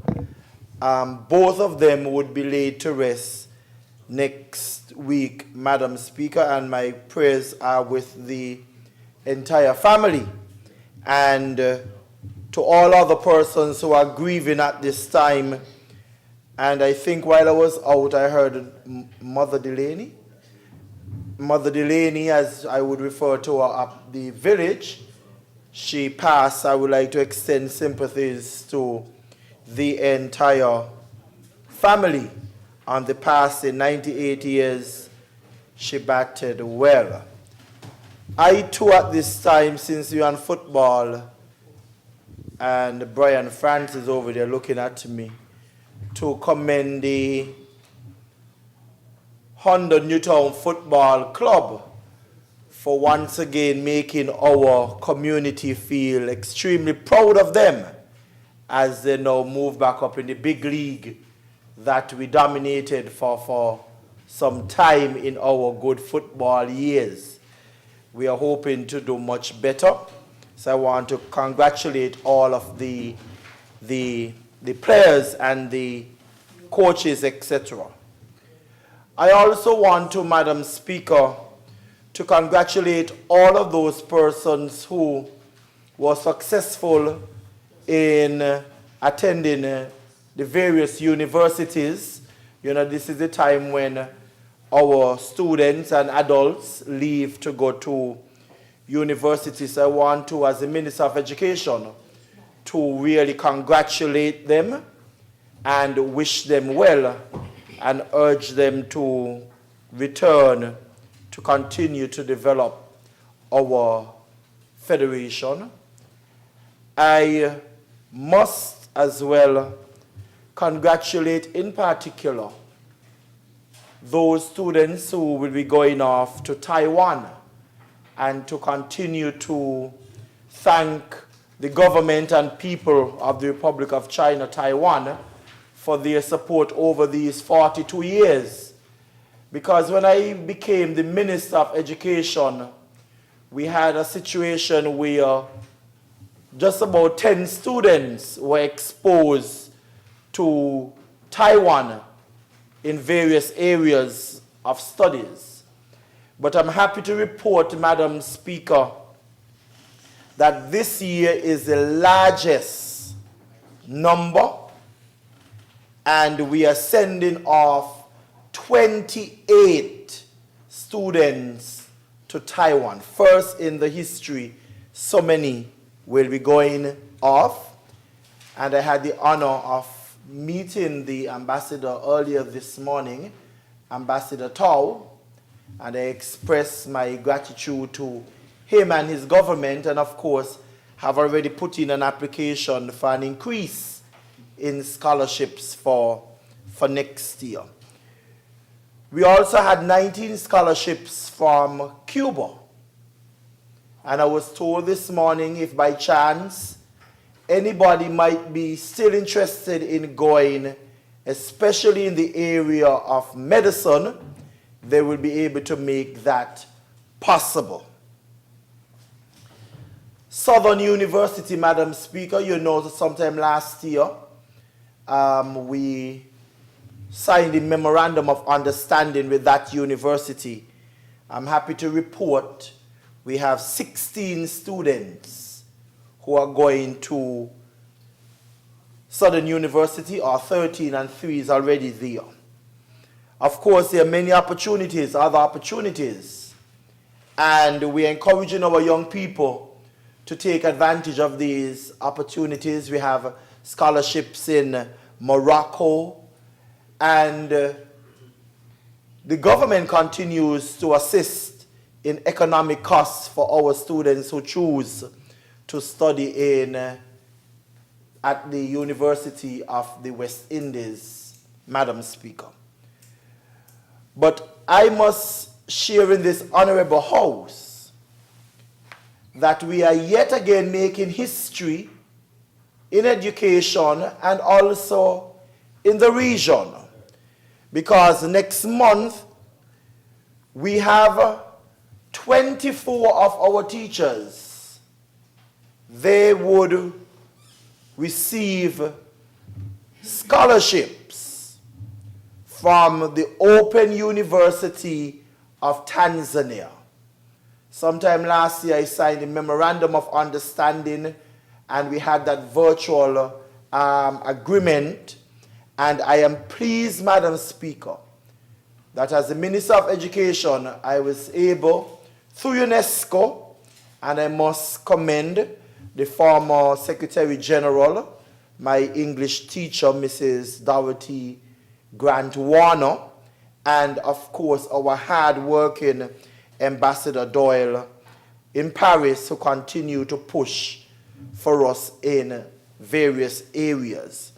So I want to say congratulations to those teachers. They would be notified, and we are hoping to start this in September.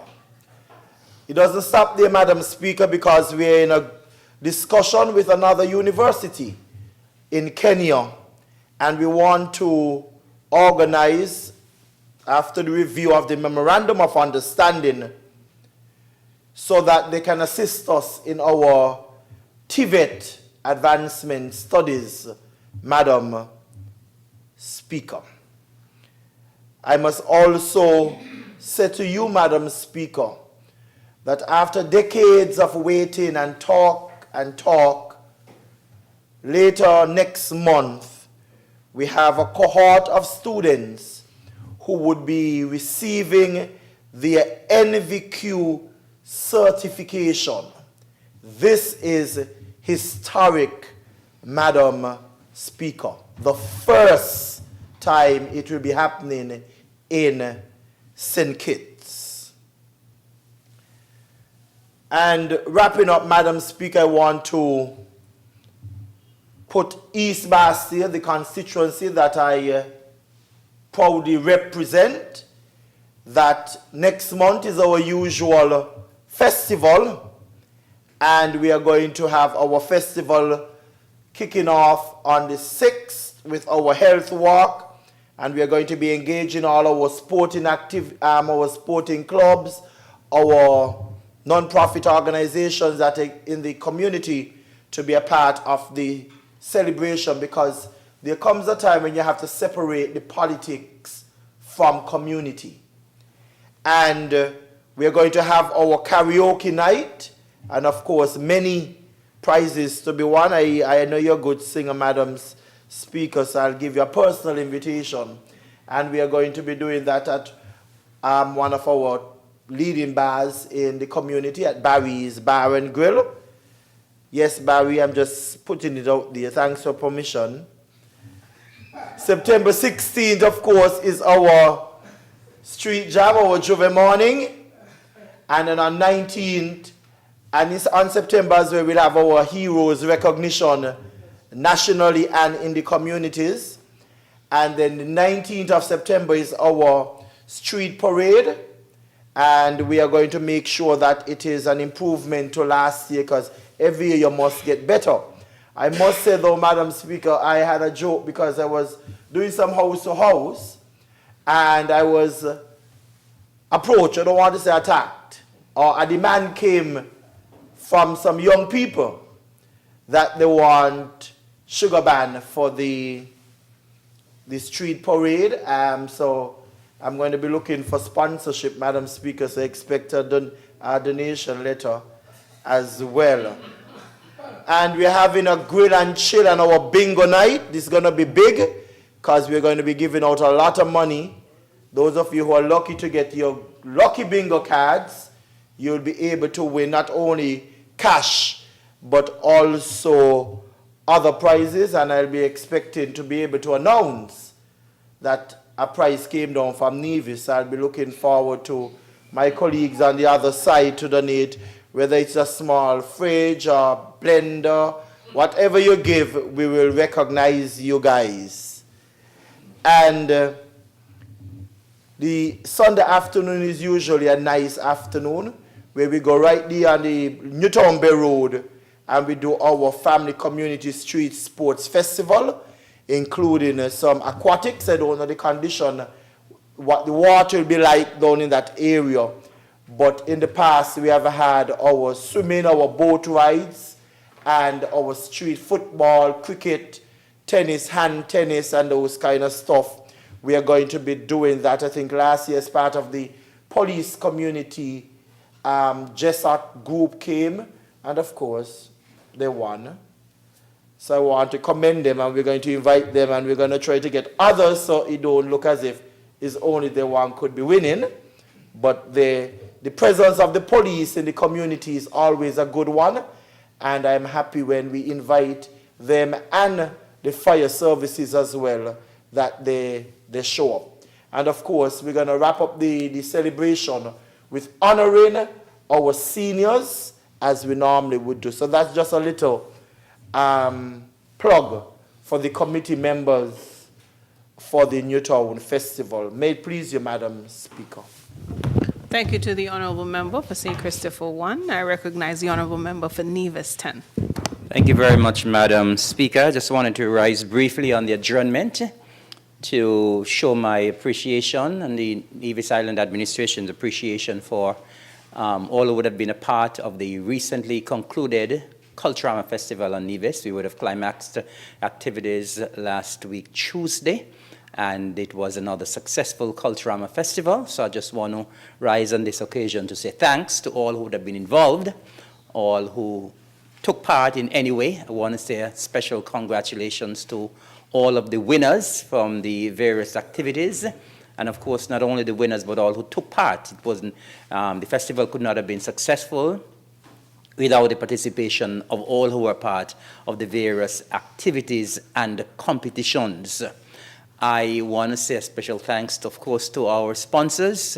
We're always happy that when you come on board to partner with us, we say thanks to the committee, the hard-working committee, for putting together another successful event. And, of course, we want to say a special thanks as well to the persons from the health team who were there every night to ensure everything went well, to the Royal St. Christopher and Nevis Police Force for keeping the peace.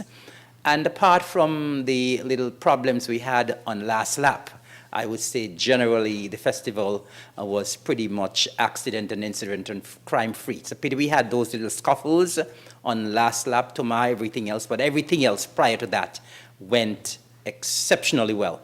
I want to just specially thank our patrons who came out in their numbers, including the patrons from St. Kitts who came over in their numbers as usual. Of course, there's no Culturama unless our brothers and sisters come over and support us. And we are very happy and appreciate the support that always come from our brothers and sisters in St. Kitts. And of course, those who came from the diaspora, those from Nevis who came out and support, we want to say a very hearty thank you to all of you. And we'll see you next year for C52. May it please you, Madam President. Madam Speaker, sorry. Thank you. I recognize the honourable member for St. Christopher 3. Madam Speaker, with your leave, I rise to make a brief contribution on this adjournment. Firstly, to extend heartfelt condolences to one of the matriarchs of the village community, Mrs. Doreen Delaney. I think she was batting strong at about 98. Yes, should have been 99 in October. I want to extend my heartfelt sympathies to the entire Delaney family and the community. She has been a stakeholder. She has been an enterprise in the village community for many years. When I would visit her, she lived on Keon Street. So when I would visit her, she would always remind me of the times when my father used to take me on his shoulder to camps, because we used to walk from our home on Keon Street there just by Greenlands, and we would walk down at morning times to camps where I would spend my days, and she would always remind me about that, how long she's been sitting out on the veranda looking at everything that happened in the village community. So I want to extend, we are going to miss her, her keen memory. It was amazing. She remembered everything up until the time of her passing, and I was able to visit and extend sympathies to the family, her children in particular, who obviously would be going through a hard time, but acknowledging, of course, that she did do a good innings. In fact, one of her children told me maybe she could have lent some of the runs she made to the West Indies cricket team. Yeah, that's what one of her children told me, because, you know, she was batting strong, and we need some of that at the West Indies level. So my heart and my prayers go out to the family and community of Mrs. Doreen Delaney. Also, I want to extend on behalf of the Ministry of Public Infrastructure, in particular the Ministry of Post, on the passing of James Thomas, who was a postman in the area of Sadler's to Christchurch. I think the funeral service would have passed already on Thursday. We want to extend sympathies to his family, but importantly, the communities that he served for so many years. I also want to, at this time, Madam Speaker, the member for number 8 rose to give congratulations to, and I'll give him a pass, teams that are in his constituency. But I will say he forgot to mention to give congratulations to the champions of the Premier League this year. Number 1 in the league, the Village Superstars. And so I want, on behalf of the community of constituency number 3, in particular, West Bastia, and the village community, to give congratulations to the Village Superstars FC for winning the league of this year's Premier Division competition. And we now move forward into the Final 4.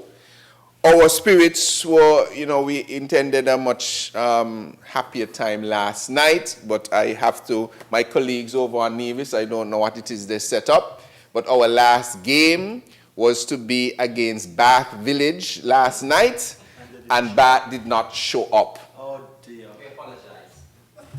Bath did not show up. And so we couldn't give the last 5 or 10 goals that we had to give in the season. Oh my. I can take them over. You could take them over? So we were hoping for, you know, a nice match to cement our place. It's always better to earn those points than to be given them, no matter how important the points may be. It's always a much better thing to earn the points. So I want to congratulate the team for a very, very good season. We have been generally consistent. We have had some injuries. One of our main players, who is actually still the leading, he was performing so well. He's still the leading goal scorer, even though he hasn't been able to participate much in the second round. I think he has 16 goals or something like that. And still ahead, that is Kimari Rogers. We miss him, and we want this championship, of course, not only for the village community, but also for him. And so I want to wish the team all the best. This is crunch time now. This is where everything counts. Everything is on the line. And we're looking forward to join St. Paul's, as we usually do, on number 7. Because St. Paul's has 7 championships. We have 6. And last year we allowed them to, in deference to the member from number 6, we allowed them to go to number 7 first. But we have now extended that grace, and now we will go for number 7 for ourselves. So, Madam Speaker, with that, I know you have a particular supporter in this ring. You know, we wish you all the best in your endeavors, but it's village again. All right, so, Madam Speaker, with your leave, I now move a motion to have this House stand adjourned, sign, dine. Thank you, Honorable. I recognize the Honorable Member of St. And I Christopher second I. that motion, Honorable Speaker. Question is that this House stands adjourned, sign and die. Those in favor? Aye. Those against? The ayes have it. House stands adjourned, sign and